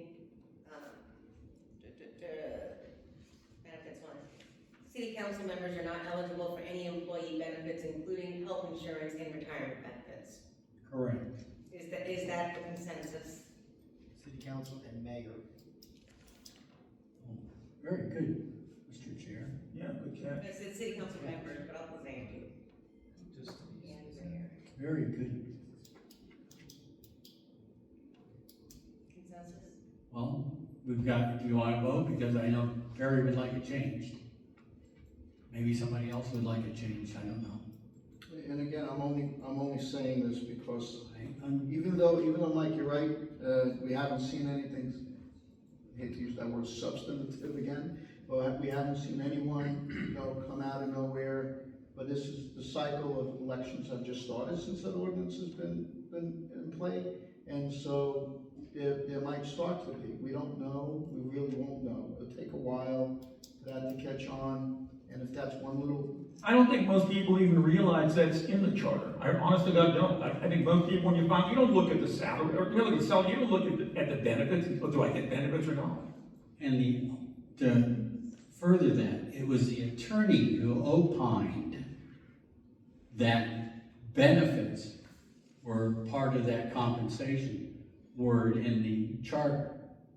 But it doesn't say anything about benefits. Because it is a local interpretation. Yes, it was a local interpretation opined by the attorney. And when he was challenged with it, he gave nothing back. Well, he wasn't the attorney when that, Well, I mean, the attorney at the time. yeah. It was Nisa Borket was the city attorney at the time.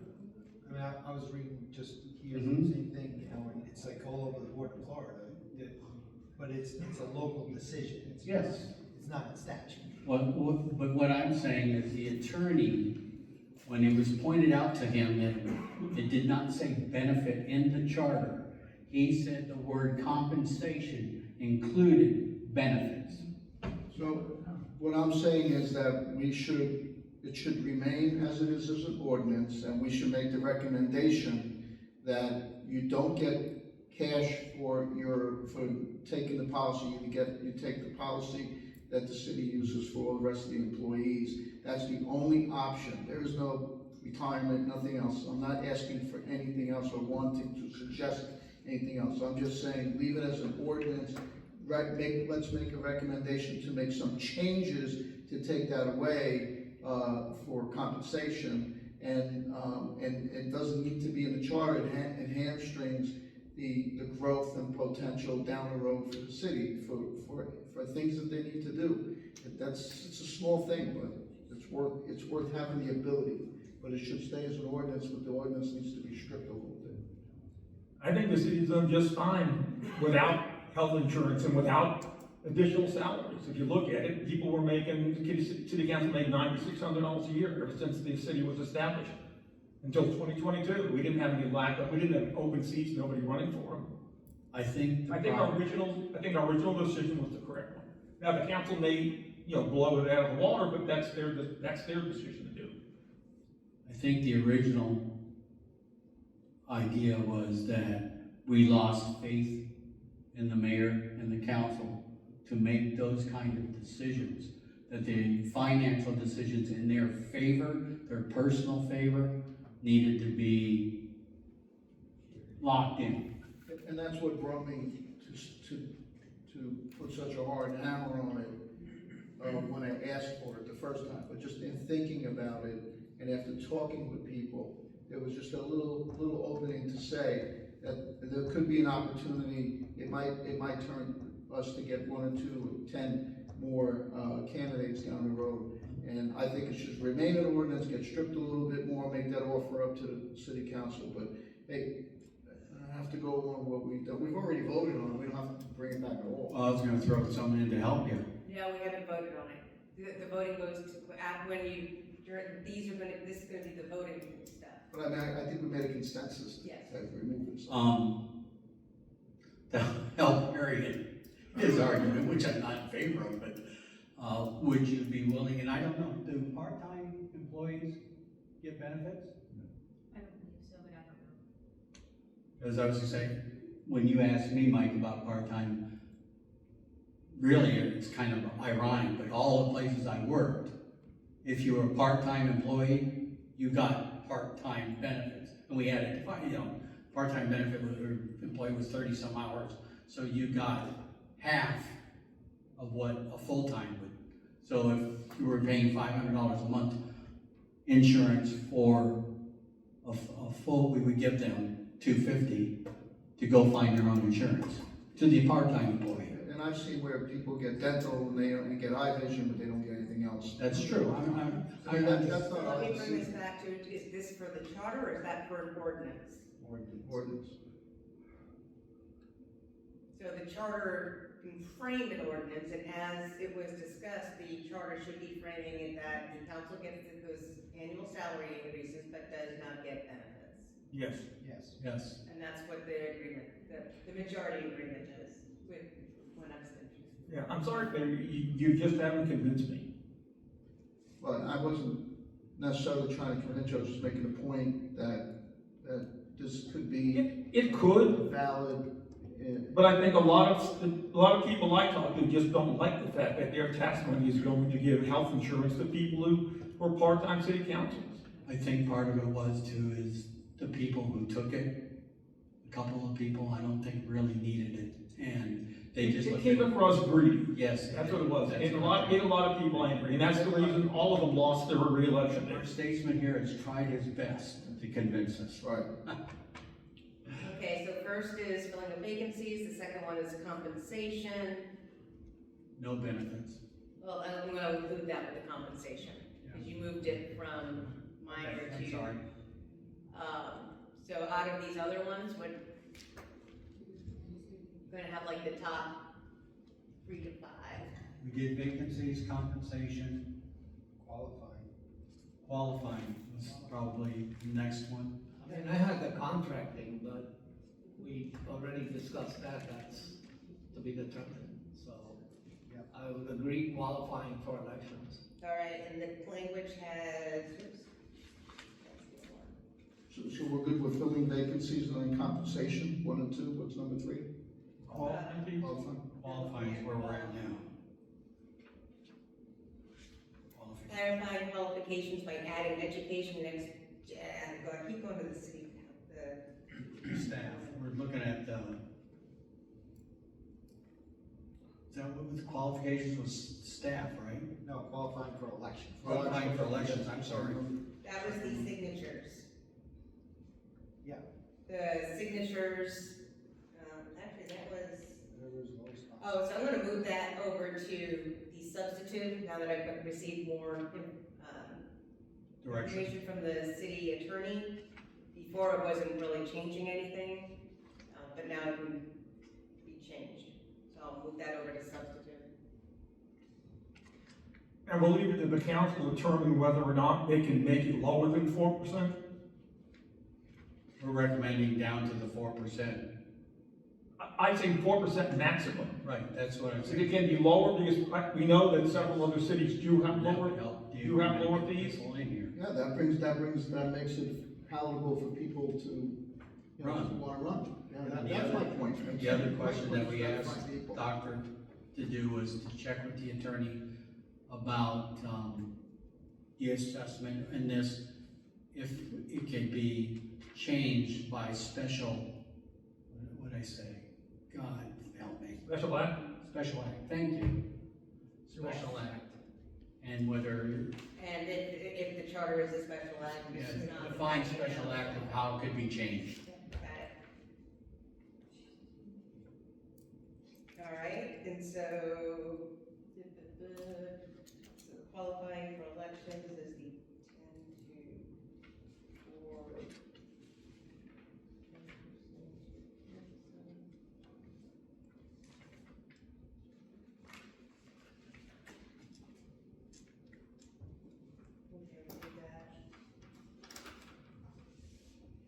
Also included in that is signatures citywide, not just council. That's what we said, because it's hard just to do it by district. Were you agree with Perry? Yes. You were involved in that with us. Yeah, Okay, so this is okay. Makes it easier. I mean, we did talk down the road that they would maybe add Districts? not districts, but two, Two additional council members at at large. large. Yeah.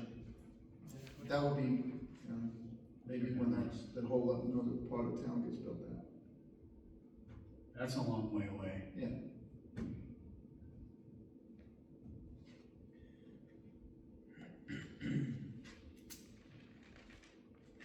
And I'm just gonna say, I enjoy being here with you guys, but the redistricting was a lot of fun. Okay. I won't take that personally. I will tell you that in one place I was, they turned the redistricting over to one of the colleges to do, had the students in the political science department sit down and do the redistricting. It was quite the eye opener. Okay, and so then, contracting abilities, you don't think that, so even though the change is minor, it's coming from, you're not changing the 36 month and the $15 million, but you are clarifying that it is being linked to the repayment is being linked to the general fund. Correct. Correct. Yeah, you put that in this grouping, or? We're not changing it because we don't know what to change it to. Okay. We're not financial experts, we don't know how that works, so we think this is something that the city council needs to make a decision whether they need to change that or not. And that's is that something that you think really needs to be Addressed. addressed sooner rather than later? Yeah, because they have tried before, the citizens have turned them down. And the solution is not eliminating it. Right. And since it's not a radical change, it's substantive for emphasis, but I don't think it really matters whether it's 4, 5, 6, or whatever, unless y'all do. No, I agree, I don't think it matters. What matters is that we clarified it was from general fund. Yes. That was very important. Yeah. So contracting. If you remember, that was one of the first questions actually brought out, and I think Pierre actually made it pretty clear at a meeting that it was only for general fund. But I will say that I don't know if people are listening to us or what, but I do read Nextdoor. There was a big thing about idea of, the contracting, and the only thing I threw out to them says, I think it should be define general fund, even though I understood it as being general fund, and that enterprise funds do revenue. It's a whole different thing. Yeah, they get paid on receipts, Yep. like a business. Yep. I think if we're, to move ahead, if we're finished with this, I think that another thing that's really important, considering what happened when Mike Norris took office as mayor, I think that Article 4, Section 11, non-interference by city council, where we added the mayor and council, I think that that's also really important, because we may have other people who run for council or mayor in the future who don't read the charter, who don't understand that we have a weak mayor, strong city manager form of government at present. And this problem may happen again, that somebody takes office, thinks that as mayor, I can, ask the city manager to resign, I can ask this person to resign, that person to resign. And they They think can't. it's New York, huh? They think it's New York? Well, we had that problem here. I understand. And I think that it's important that the non-interference clause, I think your language is right, just as the chairman brought up earlier, we need to have mayor in the other section. You need to make sure the mayor is in this section. yeah. And just to make sure that it just doesn't happen again, because obviously there was a lot of hurt feelings, and there's a lot of aggravation, and a lot of consequences, and we don't need to go through that again. No, we lost a year of business. Yeah. So would you think that is more, so you all agree that that's important, they're all important. Does that rise above these other ones? So the preamble, terms of office, censure or removal from office? We got a Then the little- changes to the charter officers, which are all the ones that have the little. got a lot. I think, if you want to get a charter officer, I think it's also important that we change the qualifications of the city manager and the city attorney. All right, and that's all of those, that's adding an evaluation, filling the vacancies, putting a timeline on, that when they get a resignation or there's an opening, that sets the clock that they have to move on. Qualification provides clarity about managing cities, Residency, and the CA, right, and then the powers and duties, then the CA qualifications, the Florida bar and added municipal experience, municipal law. yeah, I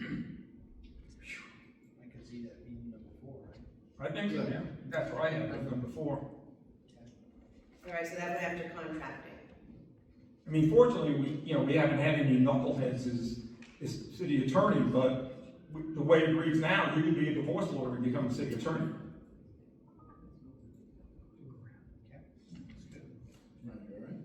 Yeah, it's written down.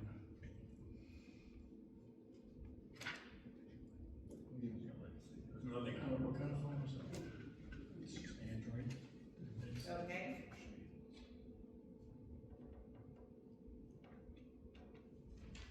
And then, 3 rooms, but she goes on here. So we're gonna recommend all of that in Article 5 is as one. that's for the city attorney, to say if it's going to be one charter piece, but I'll put that all into that one recommendation. Okay. So we can eliminate all the rest of the Article 5 stuff. Yes, the dashes. Okay. What was number 3? Qualifying fees. Qualifying. Qualifying fees. Filling vacancies, compensation, qualifying fees, and charter officers. And no interference. And then 5 would be Article 5, charter officers. Okay, so I have filling of vacancies, qualifying fees, compensation, contracting, charter officers. Say that again, please. Filling of vacancies, qualifying fees, compensation, contracting, charter officers. I would put charter officers above contracting. Yeah, I would too, and I'd also put no interference in those contracting. Does everybody agree with the non-interference? Like, think about the gravity of the change from how it is now to what it would be with that change, and the impact of that for all of these. Which ones do you think you're gonna get the biggest bang out of your buck? I mean, we can't force mayoral candidates to read the charter, but if we put it in there, then it's clear, like, you don't have the ability to give instructions to anybody that's under the authority Right, of the city manager or the city attorney. but my question is, if you want me to, like, if these are your top ones, is that one, if that one goes up, and if so, which one would come down?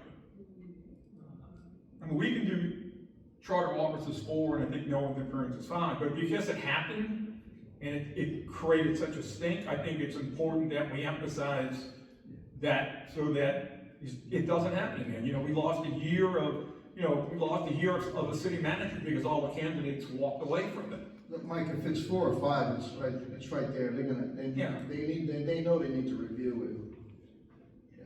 Yes, I'm not quibbling, but I do think that's important as well. Yeah, I mean, it could be either way, it would still work. Because they have to review that.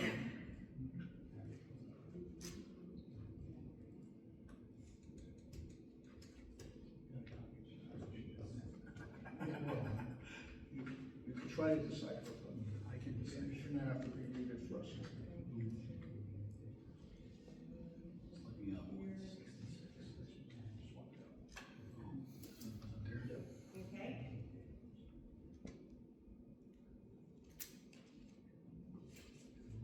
So we have the preamble. We think- have, I think the preamble is important, but there may be some other things that are more important. okay, so what we have left is preamble, terms of, mood lighting. We're getting towards the end. Look, they're looking angelic up there. Can we get a disco ball going? That's impossible. Okay, so what we have left is the preamble, the terms of office, censure and removal from office, and elections. And the elections one is the updated language to align with the proposed changes to filling with vacancies. So we might want to just tie that one with the filling of the vacancies because they need to be together. So put filling of vacancies and election. Yes. Yeah. And you want that one to be next? So we make it one particular, that would be number one, both of those together could be number Yeah, one. Yeah, 1A and B. Yeah.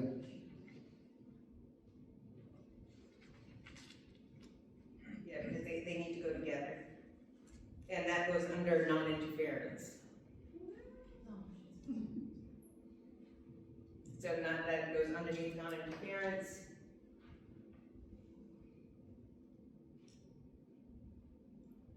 That leaves.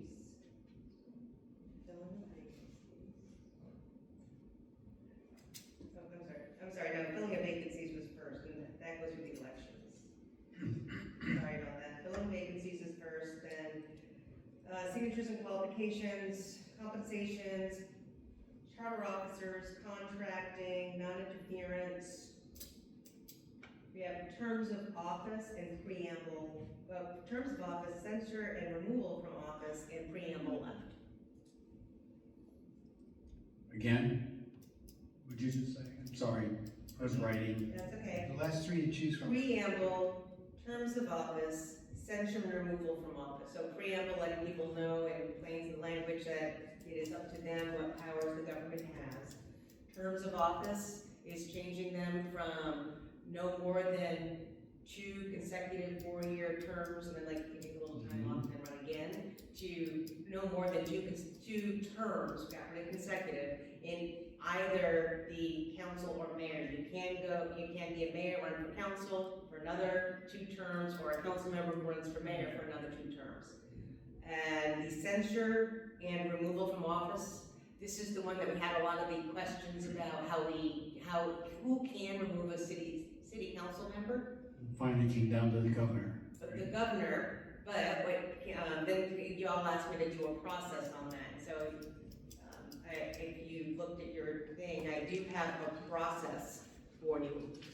And it includes censure. So you cannot ask the governor to remove a council member or mayor unless that individual has received at least 2 censures, a minimum of 2 censures, and it gives you the criteria for what they can be censured for, but only after that can then they ask the governor for a removal. And the only other way out other than that would be a recall election from the citizens. My ranking now would be the term, censure, and then I like the preamble, Mike, but I think that would be the last thing to ask him to put in. I actually think there's something else that we should look at, and that's the quorum in person and no remote voting. Yeah, I have that under clarifying, not as important as correct. Well, it's not really clarifying, because right now, It's minor / clarifying. They all got put into the same, I don't think it's minor. okay. Where's Well, one? it's done now by ordinance, is it not? Yeah. The remote voting, they passed an ordinance for that. Yeah. So we're suggesting that they change that ordinance, not put it in the Yeah, charter. just, that was what we're suggesting. So or where you change, so the language, the revised language in the proposed charter is that you put that into the charter. That is not in the ordinance, that is Yeah, we put it in- quorum. It's in the charter. That's what we're suggesting, it wasn't before. No, it wasn't before, it was by ordinance. But it's by. It might have been, but we put it in the charter. Put it in the charter. That's what I'm It's saying, a we're proposal. suggesting it be in the charter, Yeah. but it was because it was only by ordinance before and they could change it. But it was, ordinance allowed them to vote remotely, and we don't want that. Okay, I remember that discussion, I agree with that, yes. Yes. It was that people, you can discuss remotely, but you can't vote unless you're in person. Yes. And the quorum has to be in person as well. I don't think that's an unreasonable request, quite frankly. But I think it's important.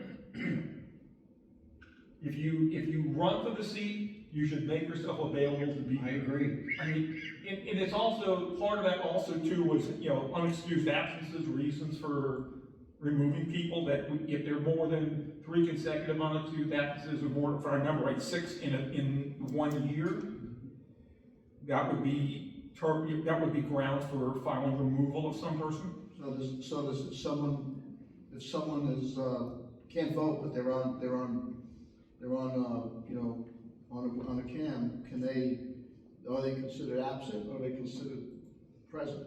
That's another stick in the mud, Oh, we said they had to be here. to be present. Yes. To be present. So they're just listening like the rest of us. But they can discuss, They can listen, discuss, but they can't vote. but they can't vote. Right. And it doesn't count as a quorum if they're remote. I think that's fair. Yeah, they're just part of the audience making their comment. It was a- Well, they're not subject to the 3-minute rule. Well, So they can take part of the discussion and ask questions and speak as long as they want, but they just can't vote on it unless they're here. sounds good.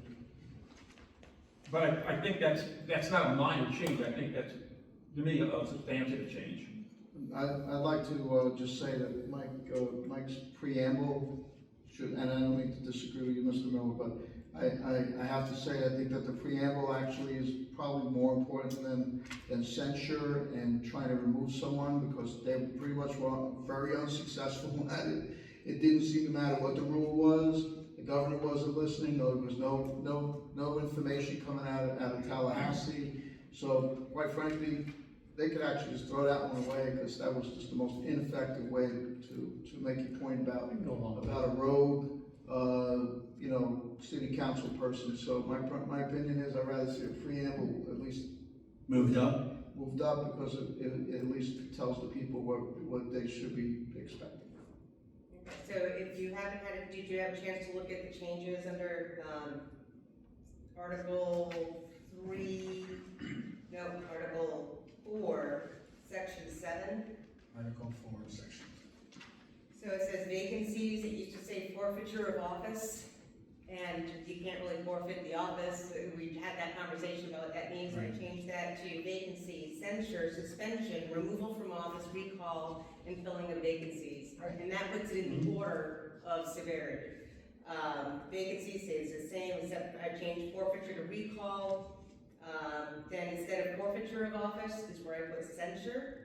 And the mayor or any other council member shall face censure as determined by a vote in the affirmative of a supermajority of the council, acting as a body, if it has been determined that she, and then there's a list of things.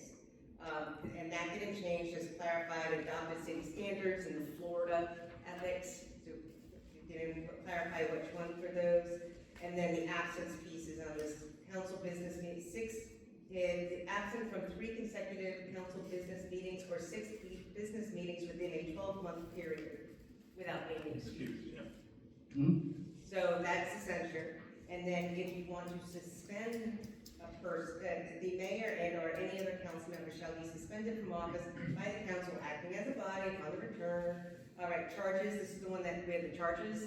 So this says that if you have charges filed against you, that's punishable as a felony or with any crime rising out of your office, you get suspended, but you get your back pay and such when that gets It was adjudicated in resolved. that person's favor, yeah. Right. Removal from office. This is a new section, so this is the D. Removal from office. The council may request the governor of Florida to remove the mayor or any other council member from his or her office as determined by a vote in the affirmative of a supermajority of the council, acting as a body, after issuing multiple censures determining that he/she lacks the time, convicted of a felony, convicted first-degree misdemeanor, found to have violated and adopted the city standards in the absence. So it's the same things of the censure. It's just that now the council has documentation and a track record as to why they are asking the governor to remove one of their members, one of their duly elected members. This is the rationale, this is the background. It's not like it came out of the blue. Yeah, and so you were providing the materials needed for the governor to make a decision. I like all that. Yeah, sounds Yeah. great. Smooth as silk. Gosh, you're good. Now, can you repeat it backwards, and then we all set? All standing on one foot. Okay, and then the vacancies, we added the mayor, the vacancies, there was the council, then there was the mayor. We aligned them all to be the same, and we don't have to worry about that. But I just wanted to make sure that you agreed with the new language for the censure, because you asked me to find a process. And that would be the process of building upon each, so you have an individual has a chance to correct his or her actions multiple times before having the possibility of being removed from office by the governor. Fair enough. Yeah. So where would we put that? So that would be number 6. We got filling vacancy elections, AB, 1. Qualifications is 2, right? Compensation is 3. Wait, what was 2? I thought compensation was 2. I have compensation as 2. Yeah, qualifying fees is 3. Okay, so you want qualified, okay. So filling vacancies, compensation, Well, filling vacancies is 1A and elections is 1B. right, I'm just gonna put that as one, Okay. they're together.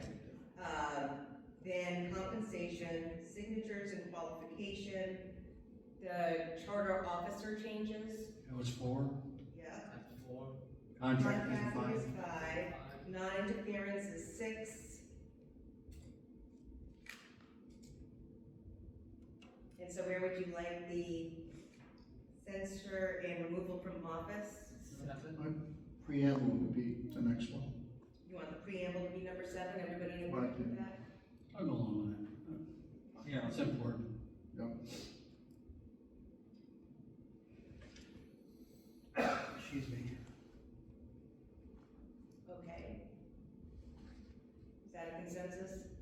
Yeah. Okay, then number 8, so all you have left is, Censure.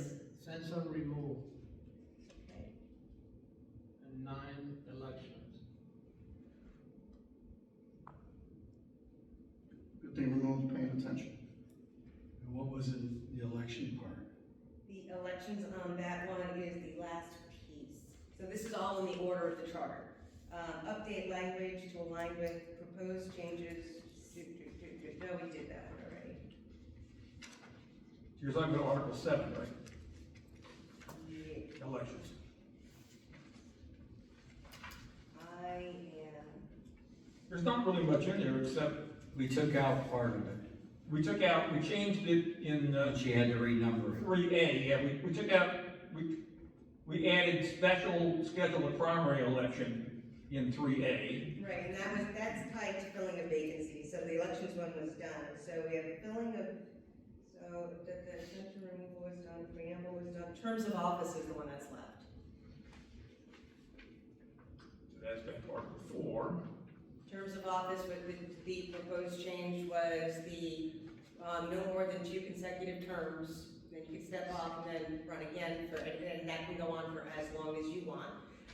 But the proposed change was no more than 2 terms in any office. So that's council or mayor, but a mayor can run for council for 2 more terms, or a council member can run for mayor for 2 more terms, but then they're done. Yeah, that one's been But where do you want that one? 9. I don't know about I got lost, but I have that as number 6. Terms of office. Non-interference. Non-interference, city council and the mayor do not interfere with staff. 7 vacancies. Then the preamble, and censure removal is 8, 9 is terms of office. 1B is elections.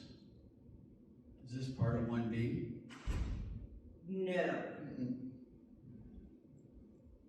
it's its own section.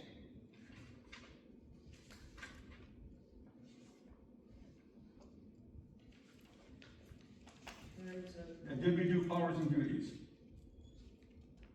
That's all part. that's in the next, So I have some of that in the next 10's going to be term? Is that what we're saying? Terms of office? That's 9, at least I have it at 9. I have censure removal as 8. Yep, 9 terms of office. Oh, elections, I had written, I was writing it wrong, sorry, 9, terms of office. What was number 6 then? 6 is Non-interference. vacancies, Article 4, Section 7, vacancies. No, non-interference. 9, no, Is number 4. No, sorry, number 6 is non-interference. Council and mayor do not interfere with the staff. So what do you have as number 6?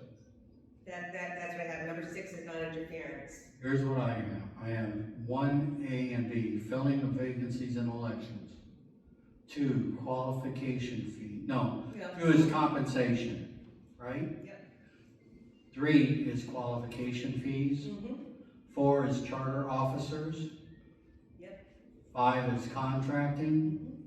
6 is non-interference. Mm-hmm. 7 is preamble. 8 is censure removal. Mm-hmm. And 9 terms of office. So we didn't do vacancies?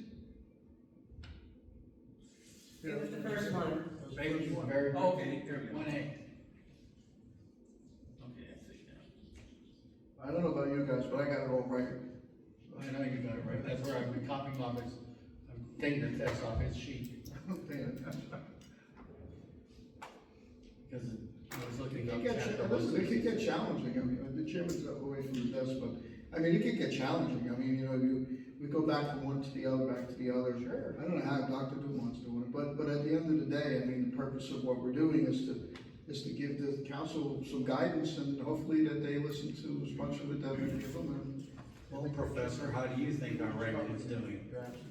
Your rankings work if you think that they work.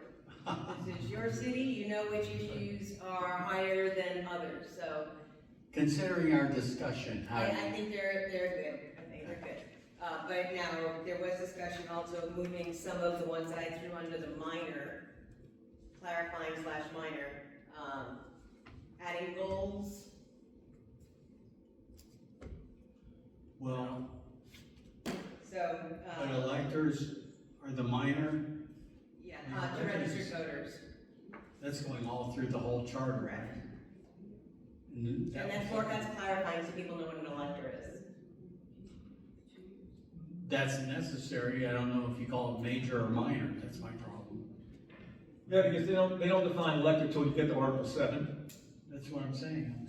So if you're reading the first articles, you have no idea what term So elector. should this be put into the first, our list point here? Yep. Substantive? That's what we said. Well, it's not substantive, but it is important, Okay, I agree. okay? So the elector, then, form of government, just added goals. So clarifying the council sets the goals, sets goals and policies that are to be implemented by the city manager. Yeah, I'm good. Yeah, Yeah. but where would you like it? At 10. All right, look at these. Okay. Which ones here do you think are, Order these. yes? Order this list.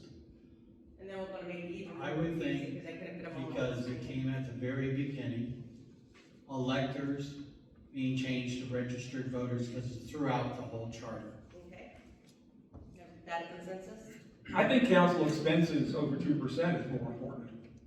Yeah, but the word elector pops up right up early, you know, in Yeah. the conversation, so you wanna make sure someone understands what that is. So, but now remember that if they don't get to this, there's no change in the charter, so the charter will always say elector, minus the other changes.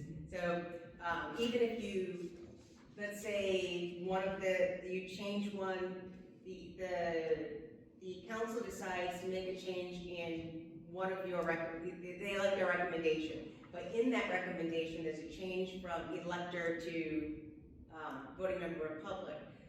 It would be the voting member of public because, it would be the elector because voting member, it hasn't been changed throughout the whole charter yet. So if you're not going to if they're not putting that in front of the voters first, that phrase in any of the recommendations that do go to the voter says elector instead of voting member. Registered voter of the city. Yeah, the registered voter of the city. So even if it's not done on this cycle, it would be picked up on a later cycle, but the content of the proposed changes wouldn't change. I still think the council expenses limited to 2% is more important than elected or registered voters. How does everybody else feel about that? Sure. No opinion. I abstain. I mean, I don't care either one way or the other. I mean, I don't know whether, what the expenses that are submitted, obviously, but it seems to me that if you're getting above 2% of your salary, then the council should have to approve it rather than have it automatically approved. Again, just to make sure that the taxpayers' dollars are being protected.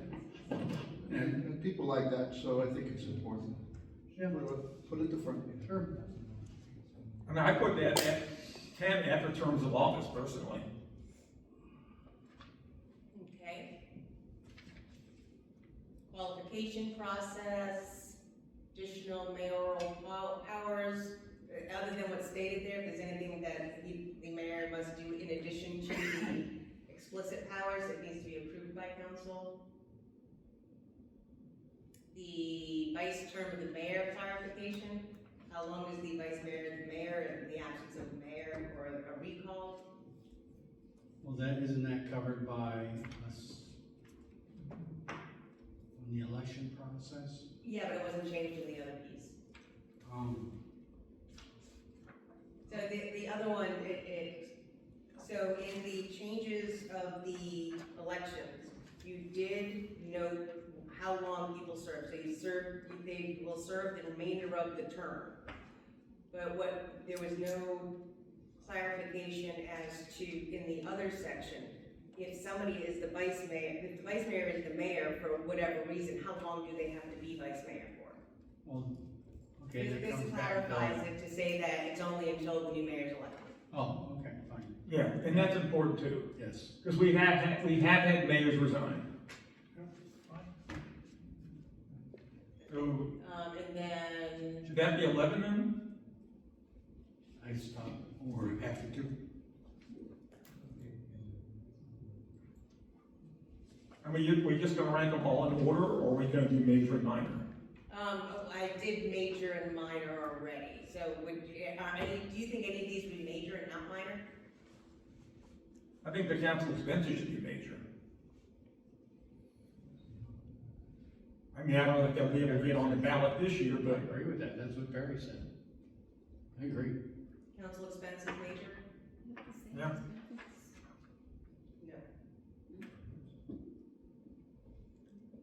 Okay, any of these other ones? Well, we had a long discussion on no additional council benefits, how does that fit in?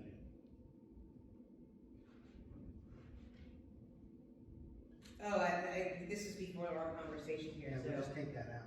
yes. Okay. Thank you. So what do we have left? You said the form of government, Last thing, goals? Technically, I always thought that when they adopted a budget that and I don't know how they do it here, to be honest with you, that they should be goals and objectives in that adoption of the budget, and then when they do the, annual assessment at the end, financial, that those goals and objectives should be part of that. well, you gotta establish goals and objectives before you can establish a budget, because you gotta figure out what you wanna do before you can figure out how much it's gonna Well, that's cost. what I'm saying. Do it. I don't know if it needs to be in the charter, but. I think it's important. To me, it tells the council that your goals are important, that you need to establish not just policies, but you need to establish goals, because policies are only useful if you know what the goals are. So in order to form the right policy, you have to understand what you're trying to achieve in the first place. I guess I've always worked for elected bodies that said you had to have a goal or objective to even get a penny out of me, you know? So, that, I am fine with me. You wanna put it in, that's fine. Okay, so then we have changing the law to Florida statute, and where you'd like that, and then the additional mayoral powers approved by council, those are the two left on this slide. I think making sure clarifying that the law refers to Florida statutes and not federal law, or not, some law book somewhere, because, we are a city, our charter was approved by the state legislature, and we have to make sure the state law trumps anything that city council will do. Right, so where would you like it? Would that go with form of government and the change of, Yeah, I would think so. And then what about, Either form of government or the law can be, on mine, it can be one or two. okay. Then the additional mayoral powers approved by council.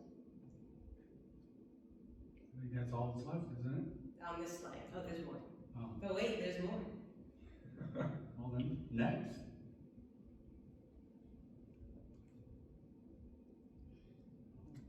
I already did that. Yeah, we did the forfeiture and censure Did the process. process. We clarified the suspension language. We've already updating the meetings to twice a month. Right, so right now it's required to have one meeting, there was an update to require 2 meetings. Yeah, it's clear, we're not gonna get by with one meeting a month.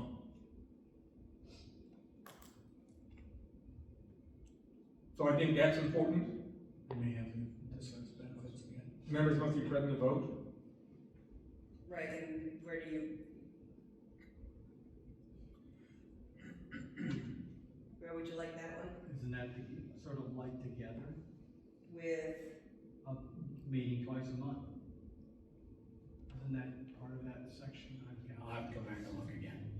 I'm going off this page here.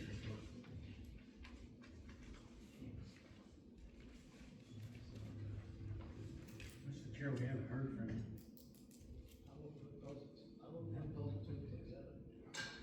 That's what I was just referring to, is they sort of go hand in hand.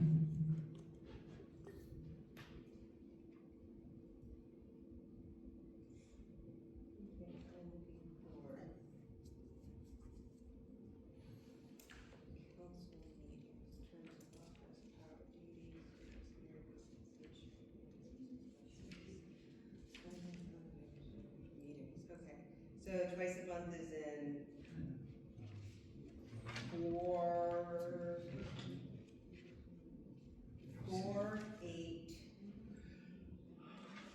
4/8 is twice a month, and then 4/8B would be Present to vote. the present to vote, so we can push those together. I have a question on the next one, employment of council members restricted to executive positions. It should be restricted to non-executive. Right, yes, that's what the change is. That's the restriction. The restriction is to executive. Okay, yeah, they can't get an executive position, but they get a non-executive position. Correct. Okay. They can handle a shovel, but they can't handle the administration of it. You bet.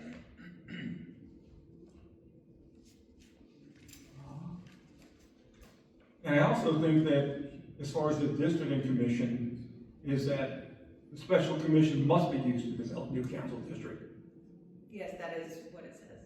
Yeah, the council shouldn't be doing it themselves. Because the problem is that, if I remember right, there's one section in the current charter that says may appoint, and then there's another section that says shall appoint. We've changed that to shall. Yeah, so it's changed to shall. So I think that's important too. You don't want the city council redrawing their own districts. Right, and that change has already been made. What's left? Then there's the annual evaluation. Do you want to just keep that with all the charter, the city council change, the charter officer changes? Yeah. Yes. And there's your special commission, and then the move from Article 9 to Article 7 with the council districts. So, Article 8, yes, council districts. Article 7 is elections. Yeah, that says 8. Move 9 to 8. Yeah, but that's just kind of housekeeping. Because Right, yeah, it really that's it. it really belongs Right, it belongs in 8. yeah, it belongs in 8. Okay, so out of these, which we have update the meetings, we have, where would you put the restriction of the, of employment? Above or below form of government, above or below 2 meetings? Below 2 meetings, at least. But I think, but above the, The changes to, okay. Everybody in agreement with that? yeah. You wanna make sure that, you know, the old buddy system doesn't work in somebody who is terminally, doesn't get appointed as, you know, utility director or something, Okay. for at least a year. Because remember, like, that's the restriction was, it was for a year. So after a year, they can be appointed, they can't be appointed to an executive position within the first 12 months. What about the requirement to use a special commission for developing new council districts? I think Mike addressed that earlier and said that we wanted them to use somebody else and not themselves. Right, but where would it go in the list? Oh, Probably close to the top. Of which list? I think it's even more important than the employment of council members, because it's trust in the process. Okay, so the redistricting, you put it below the update to the vice mayor, but above the 2 meetings and be present to vote? I would. Is that an agreement? Yeah. Because the essence of one person, one vote is the basis of American democracy.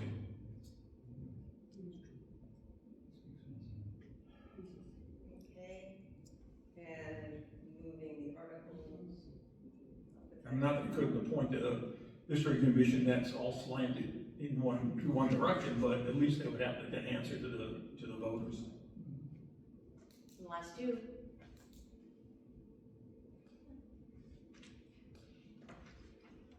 Charter review language, the required charter review language claims, so it removed the specific date because that date has passed.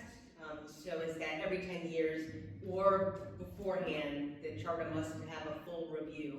And then initiative and referendum added requiring time frame for action, which is what we started with. So I guess that's a nice little, Yeah, come back to the beginning. yes. the past is prologue. So where do you want those? I think the initiative and referendum is important, because it actually provides a time frame. It doesn't let a council just sit on something. So, if this is a separate section from the other ones, then I would make the initiative and referendum number 1. All right, you do that above the special counsel required for new districts? I think so. What about any others? I mean, it might never come to fruition, maybe nobody will ever try to do it again. Do you think it would come before they have to do special districts again? Or maybe after special district. Like I said, that's pretty much the basis of American democracy. Right, and that's why I'm saying, So right below let's that. say they were to do this in strict order, do you think in Palm Coast, would there be an initiative or referendum before there would be the census where you would redraw the districts? No, I think the district committee is more important. Like I said, I'm the only person that's ever done it. Even though I try to talk it up and educate people, I somehow, if I had bet money, I would not bet money on that somebody would try to do it. Unfortunately. Okay, so the special council new districts would go there, and the initiative to referendum would go below that, but above the 2 meetings per month requirement. Yes. Everybody in agreement? If, I'm gonna, yes, I was gonna go with another question. With, some of these things that are not necessarily minor, but short. Have you seen it where that could all be one box on the ballot? You know, like, not quite Scribner's errors, but, you know, language cleanup or something like that? That is for the city attorney. It has to be done in a way that is very clear. There was one. Thank you for this, Jean. So there, in 2018, the amendment 1 was charter amendments to update outdated and to clarify ambiguous charter provisions. I don't know what they were, but that was legally able to be put on a ballot. And then there would be backup documentation to that. Correct. Yeah. So it's just a short little thing that goes onto the ballot, but then, Yeah. the city council has to approve the new language as well as approve the language that's going to go onto the ballot. And but only, correct me if I'm wrong, but only the summary goes on the ballot itself, correct? It's an abbreviated summary. It's a very, very short thing. So it never fully gets at what the change. You don't get all the details sometimes. Yeah, it's always up to the voter to do their own research. I think it's like limited to, It is. 73 words, I think. Yeah, it's a tight limit because you don't want your ballot to be too long. Yeah. So the only one now is we have the charter review. Ballot, the language was cleaned on that. Where do you think you'd like that one?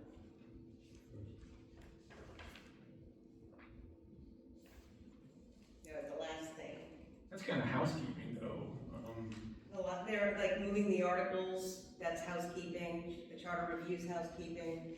Yeah, renumbering some sections if you take it. Yeah, that gets all, Because I remember right in Article 9, it said see Article 10, Section 2, and there is no Section 2, so that's just like eliminating that because it doesn't belong anymore.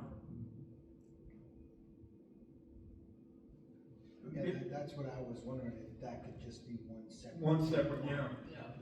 that would be for the city attorney to decide, but I'll put like, on these, so under that, I would put, electors to Registered voting, voters. registered voters in the city, moving the articles, required the charter review, updating the law to, Florida statute, so like it's just updating language throughout. Or maybe adding term to mayor when it talks about the mayors, which we talked about really almost at the start of the meeting. Add that word term or something like. I don't know, so that one is that's a change. I wouldn't say anything that you're starting to talk about, like mayor and city council members, I would say that is a change. So that would be a separate amendment, even though it's only one word. It's one word, but it's part of a larger piece. And so with that piece, again, it's up to the city attorney to summarize what that thing is getting at.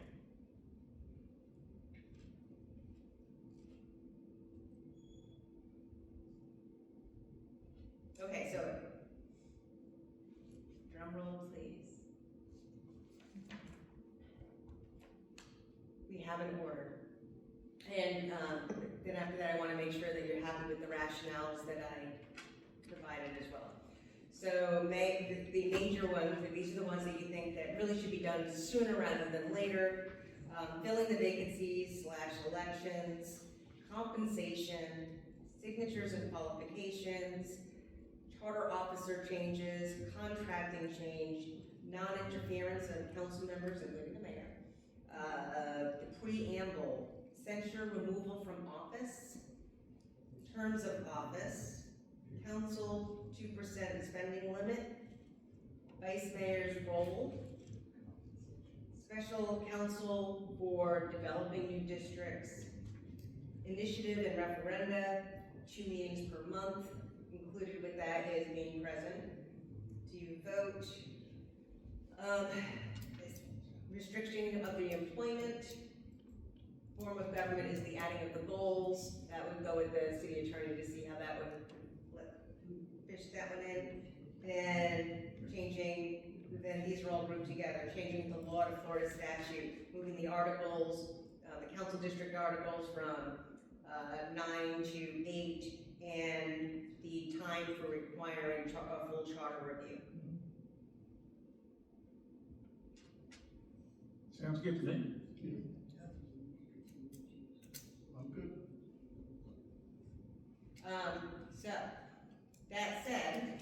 did not put the rationales for the minor ones, but in the minors that you moved to the majors, the rationale was already in the major. Did you agree with the rationales that I had and how I worded them? Because I tried to word them in a way that was sensitive to all the discussion that took place, but was still short enough to not lose the reader. I was not offended. If the council decides to have a workshop on all this, will you be attending that? Yes. You want us there with backup? I always take that up.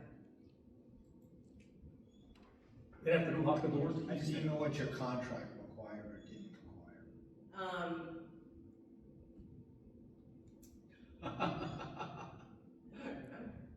It was so long ago.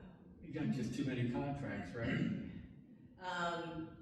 I said that I'd be there, I'll be there. So let me ask you a question now. So if we're done, Mm-hmm. we have to get the report by February 1st, which is Sunday, I think? Yeah. No. Is it? Oh, it is. Thursday, the 29th, Hold it. the 30th, the 31st, it should be Today's Sunday. the 26th, Sunday is, yes, this next Sunday. Sunday the 1st, yes. Yes. Okay. So, I guess my question is, can you, and I know you teach and you're busy, but is there any way that you could possibly get us the completed document, say by Friday, so we could kind of take a quick look over? So we can come and start. I will do my Try. darndest. Because We're in the otherwise, middle of a. I would assume that research. you'd really have to get it to the council on Monday. Yes. I know they said February 1st, but that's a Sunday. Yeah. So, yeah, I should be. Yeah, I just like one more chance to look it over and make sure there's nothing. Yeah, because there's not a lot that I have to do, I just have to reorder and move things around. Do a little cleanup, That works. add the explanation, and I will get it to, the clerk's office before end of day on Friday. Because, so that they can get it all out to you all, and, I'll have my email on there, so if you have any questions, you need clarification, you can email me or contact me directly. You cannot reply at all, you cannot contact each other, but you can contact me if there's something that's missing or was misinterpreted.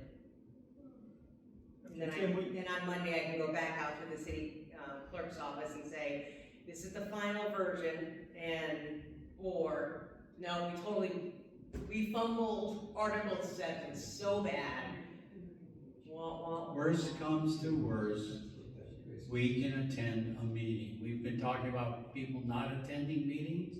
We can attend a meeting if it's that important to us. Just put our 2 cents in. Yeah, I agree. We're all. That's right. Okay. And I would hope to message the mayor at the end of this and the council. I hope you take to heart all the hard work my fellow 4 people over here did and put in, because they put in an extensive number of hours and a lot of good thought. I have a question. When the council sees this and goes forward to discuss it, will we be present at those meetings? You have to get a lot of work email. Yeah. I think we all should be here. Yeah, Yeah, you have the right to be You're there. allowed to be here, you're right. You're a that's citizen. what I'm asking. We will be noticed. I would ask the clerk to Make sure we have the time and date. reserve us seats in the front row, whenever it's a workshop or the actual business meeting. It's on the schedule for the February 17th business meeting right now, so. February what? 17th. What time? I can't get it in my office. That should be 9 a.m., I think. 9 a.m., yeah. Right? That's 9 a.m. meeting? Okay. Now, can the clerk's office, can they get us the copy that Dr. Dumont sends? Can you get that out to us, say, on Monday? Can you include us? Excuse me, can I ask you a question about the 17th? What time is that meeting? 9. 9 in the morning? Yeah. That's bad for us, we got a mosquito meeting at 10. Oh, you're right. Well, we can talk to Mark about moving like an evening meeting. City council trumps mosquitoes. Yeah. Except when mosquitoes are biting. It's 30 degrees out. I'll talk to Mark, we'll see if we can get either moved to 5 o'clock, 5 o'clock or something, or 6 o'clock. even moving it to Wednesday or something if we have to. Be careful of your discussions. Yeah. I guess what we're asking is clerk, just keep us in the loop of what comes forward. How have you been communicating? Have you been sending things through Kaylee or? Yes, Yeah. So we'll just follow that same procedure then, whenever we receive it, it'll be distributed how it's been before, so. Okay, yeah, that will work. Yeah, because we'd like to get a chance to just look it over one more time. We'll follow the procedures that we've been following, so whatever that is between. Yeah, I've been sending it to Kelly, and she's been doing her magic to get it. Yeah, but she doesn't send it to us like until a week before our next meeting. Yeah, she doesn't. We don't have a next meeting. She doesn't get it before. and that's all I was So referring to. we won't be meeting this Wednesday. No, No. and that's why I was referring to, But we need, when they send it out for the council, they need to send it to us, because we were on a different schedule with the council. When does council get their, they get theirs on Monday? No, it won't be, I don't know exactly what day they're gonna get it, I know that they're gonna have it in chambers on the 17th. Oh, and when do they get their packet? It depends, I'm not sure what day before the 17th, but Okay, yeah, I mean, it'll be distributed as soon as we get it, it's just we have to get it. okay, I just gotta get it to you. Yeah. I can do that. Before we conclude, I wanted to add, these are the proposed ordinances of Citizens Bill of Rights, City Council Governing and Standards Policy/Handbook, a recommendation on that, as well as possibly looking at updating the health insurance ordinance. Depending on what they want to do with the compensation piece. okay. Yeah. All right, so, anything else, Tom? I want to open up for public comment, we didn't do that, so.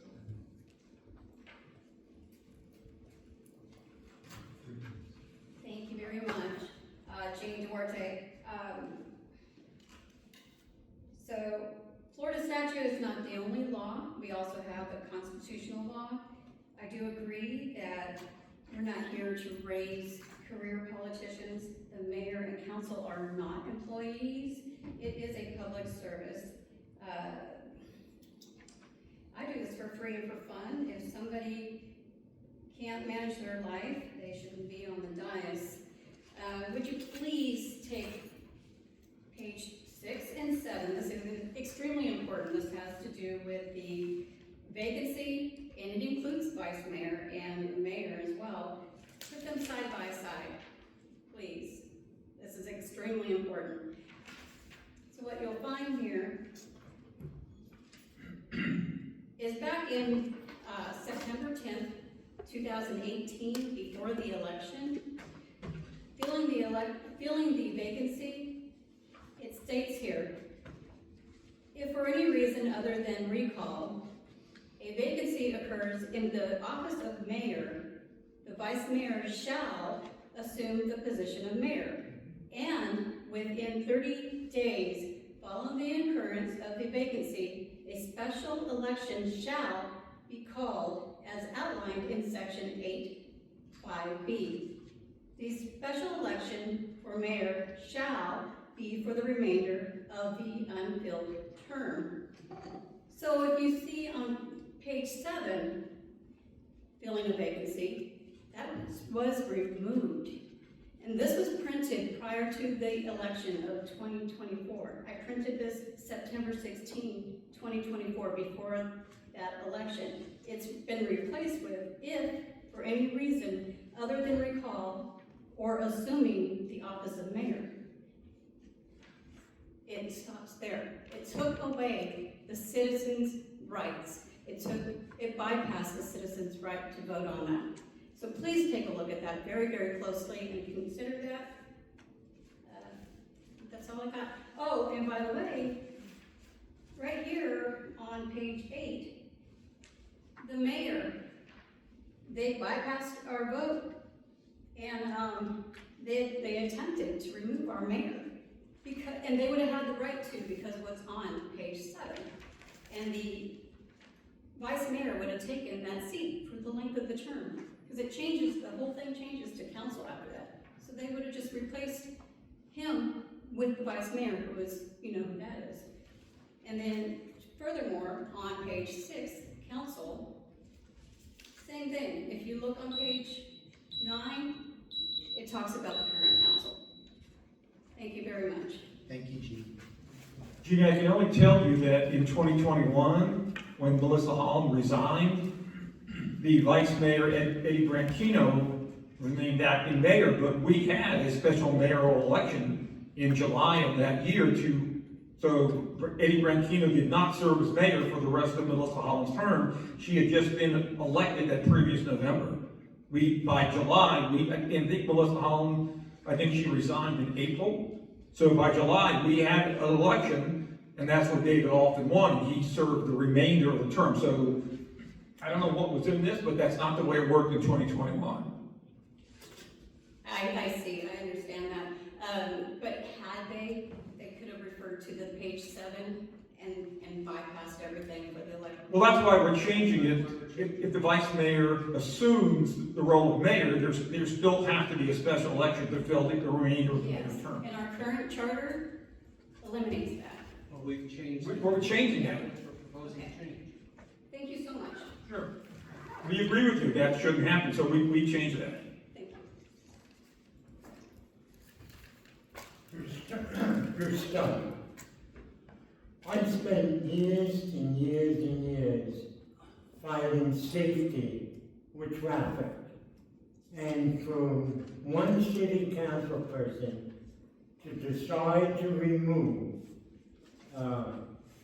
safety devices on the street is absolutely crazy. Absolutely crazy. And if you go to the National Safety Board, they highly recommend safety devices on streets. Highly recommend it. And most cities have gone to that fact. And I know this may not be the place, son, but city council is sometimes a lost thing. And the other thing I want to bring up, we have a lot of 48 to 50% senior citizens. I'm very fortunate. I was very successful in business.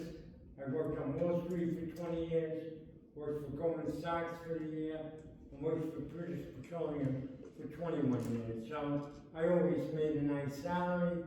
My wife, she works for the state of Florida. She makes a very nice salary.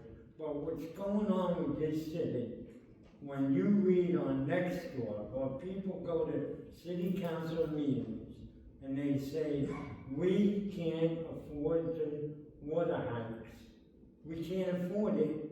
Why doesn't someone go out and try to get a fund, and not going by buying bonds to take care of it, and those bonds could collapse at any one given day. There's no security in a bond. You better pray the market reacts right.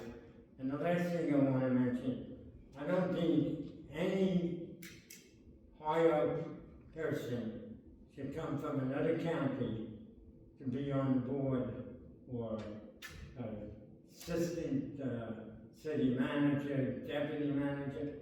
They need to come from this county or city, Palm Coast, not from another town.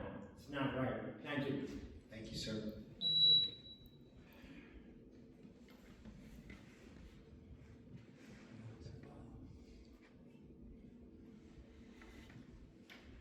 Good evening, Ken McGinn, the Grand Haven. You spent an inordinate amount of time discussing benefits. So I'm going to suggest some wordsmithing. Instead of utilizing the term compensation, utilize the term remuneration. Corporate America, or in either the private or the public sector, refers to a compensation package. That includes not only remuneration, but every other monetary perk that that employee is eligible for. If we remove the word compensation when we're discussing either a city council member or the mayor, they will then know that they're only subject to money for salaries and wages and not for benefits. And that will save a whole lot of arguments, because somebody will not be bringing in an attorney and saying, oh, by the way, they referred to compensation. I believe even when they just hired the new city manager, they referred to his compensation package. The man's getting benefits. He's one of the charter officials and he's getting benefits. So a city council member or a prospective mayor, you use the word compensation, they automatically hear the word, although it's not uttered, but it's inferred that they're getting benefits, because the word compensation to them means compensation package. So I would rather you use the word remuneration than compensation.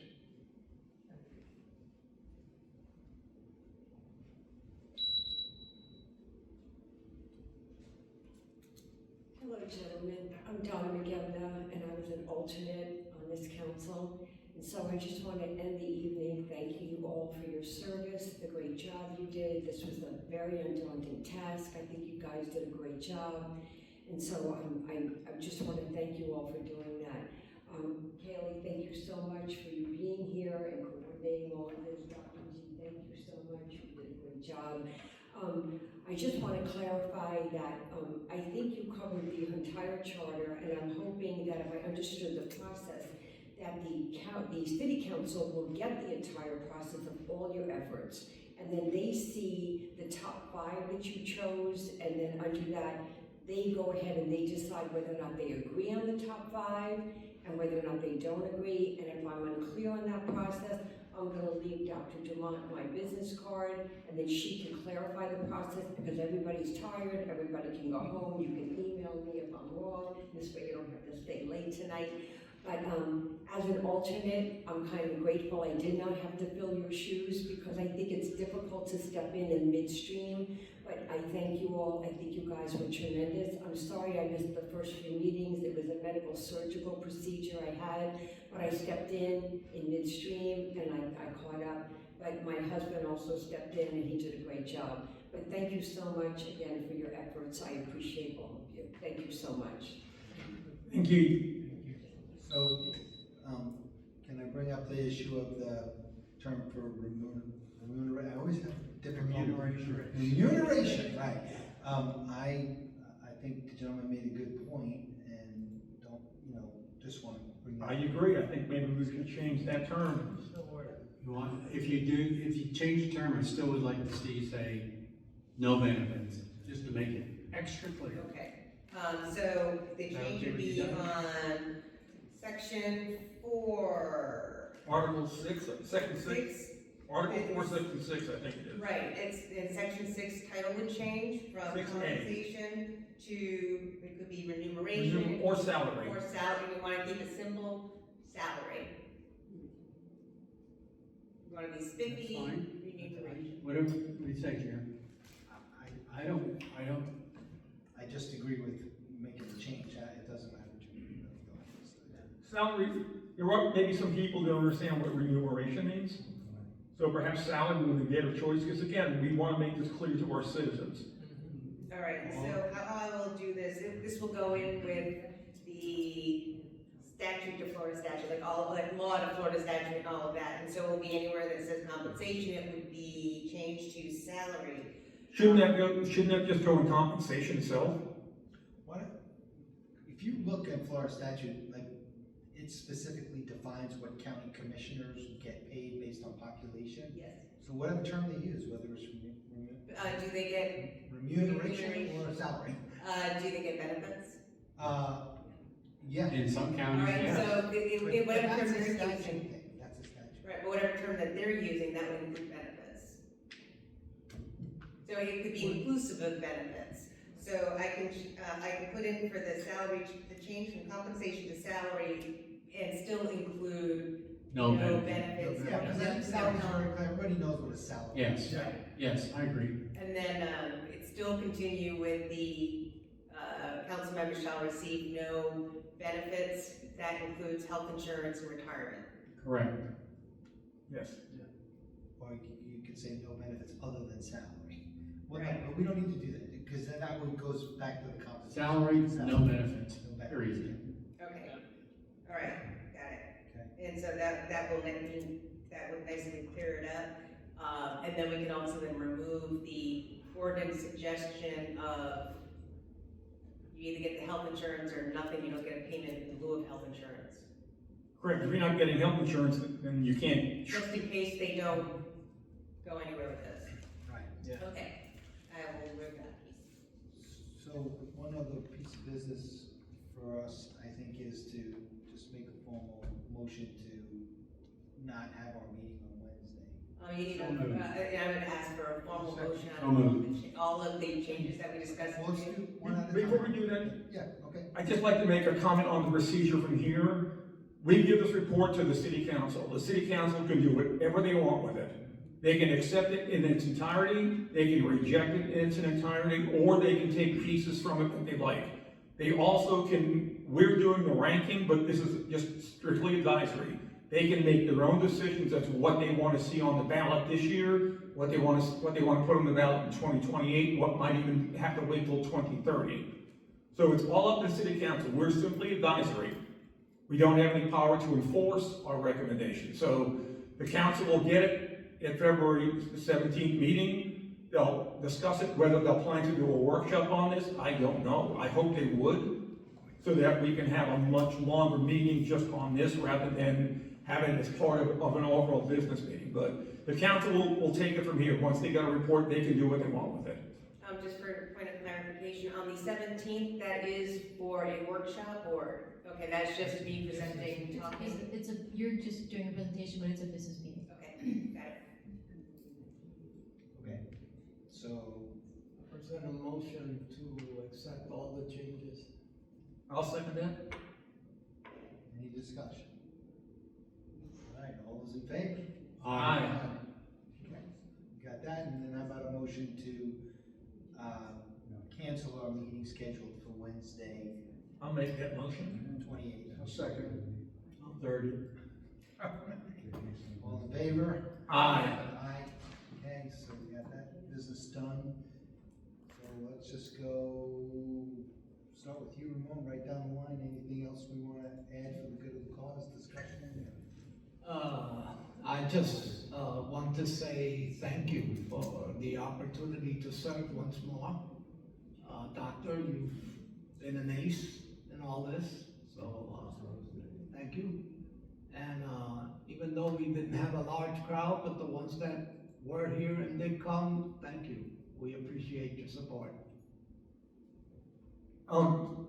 Echo your sentence, Ramon. Thank you, Dr. Dumont. You've really done an outstanding job in helping us define what we should be doing. And I'm just saying, I'm so proud of the opportunity to work with 4 incredible people. And I know that we've all put our hearts into this. We've all done our best efforts to try to make the charter the best thing it can. And I hope that we all come to the February 17th meeting and any other meetings that the council may discuss this. So if they have questions, we can be there to try to explain our rationality, why we did what we did, so they'll understand it better. So thank you, and thank you for everybody who came. We really appreciate, again, small number of people, but you were dedicated, and we love your input. Yeah, I can't add much more to that. Yes, thank you, Dr. Dumont, and appreciate all your hard efforts and timeliness. Appreciate the work of the clerk, and you know, as always, it is an honor to serve with y'all, and y'all have amazing amounts of energy to be able to do what we've done over the last few months, so appreciate it. Well, first, I definitely would like to thank everyone who's ever come to these meetings, whether it was the regulars that pop in regularly and just stick it out, and those that have just come at least once. But I have to say thank you to those citizens. I appreciate that, and certainly I know the board does.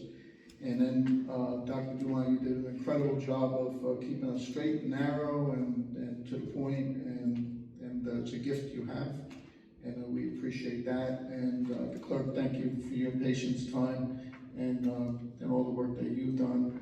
And every one of these board members here, amazing people, real true citizens of the community.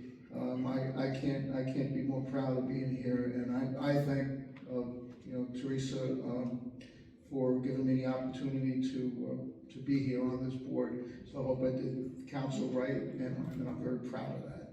And thank you, everybody, for being here. I can say ditto, but one addition. Mr. Chair, I thank you for putting up with us and letting us free for all it sometimes and not, of course, you don't use a gavel, but, you really kept us in line, but also let us have some free thinking and free talking, and we appreciate it. Thank you, Jim. Absolutely, thank you, Chair. Appreciate it. All right, if we don't have anything else, we'll just entertain a motion to adjourn. I'll make a motion to adjourn. I'll second it if you use the gavel. We're adjourned.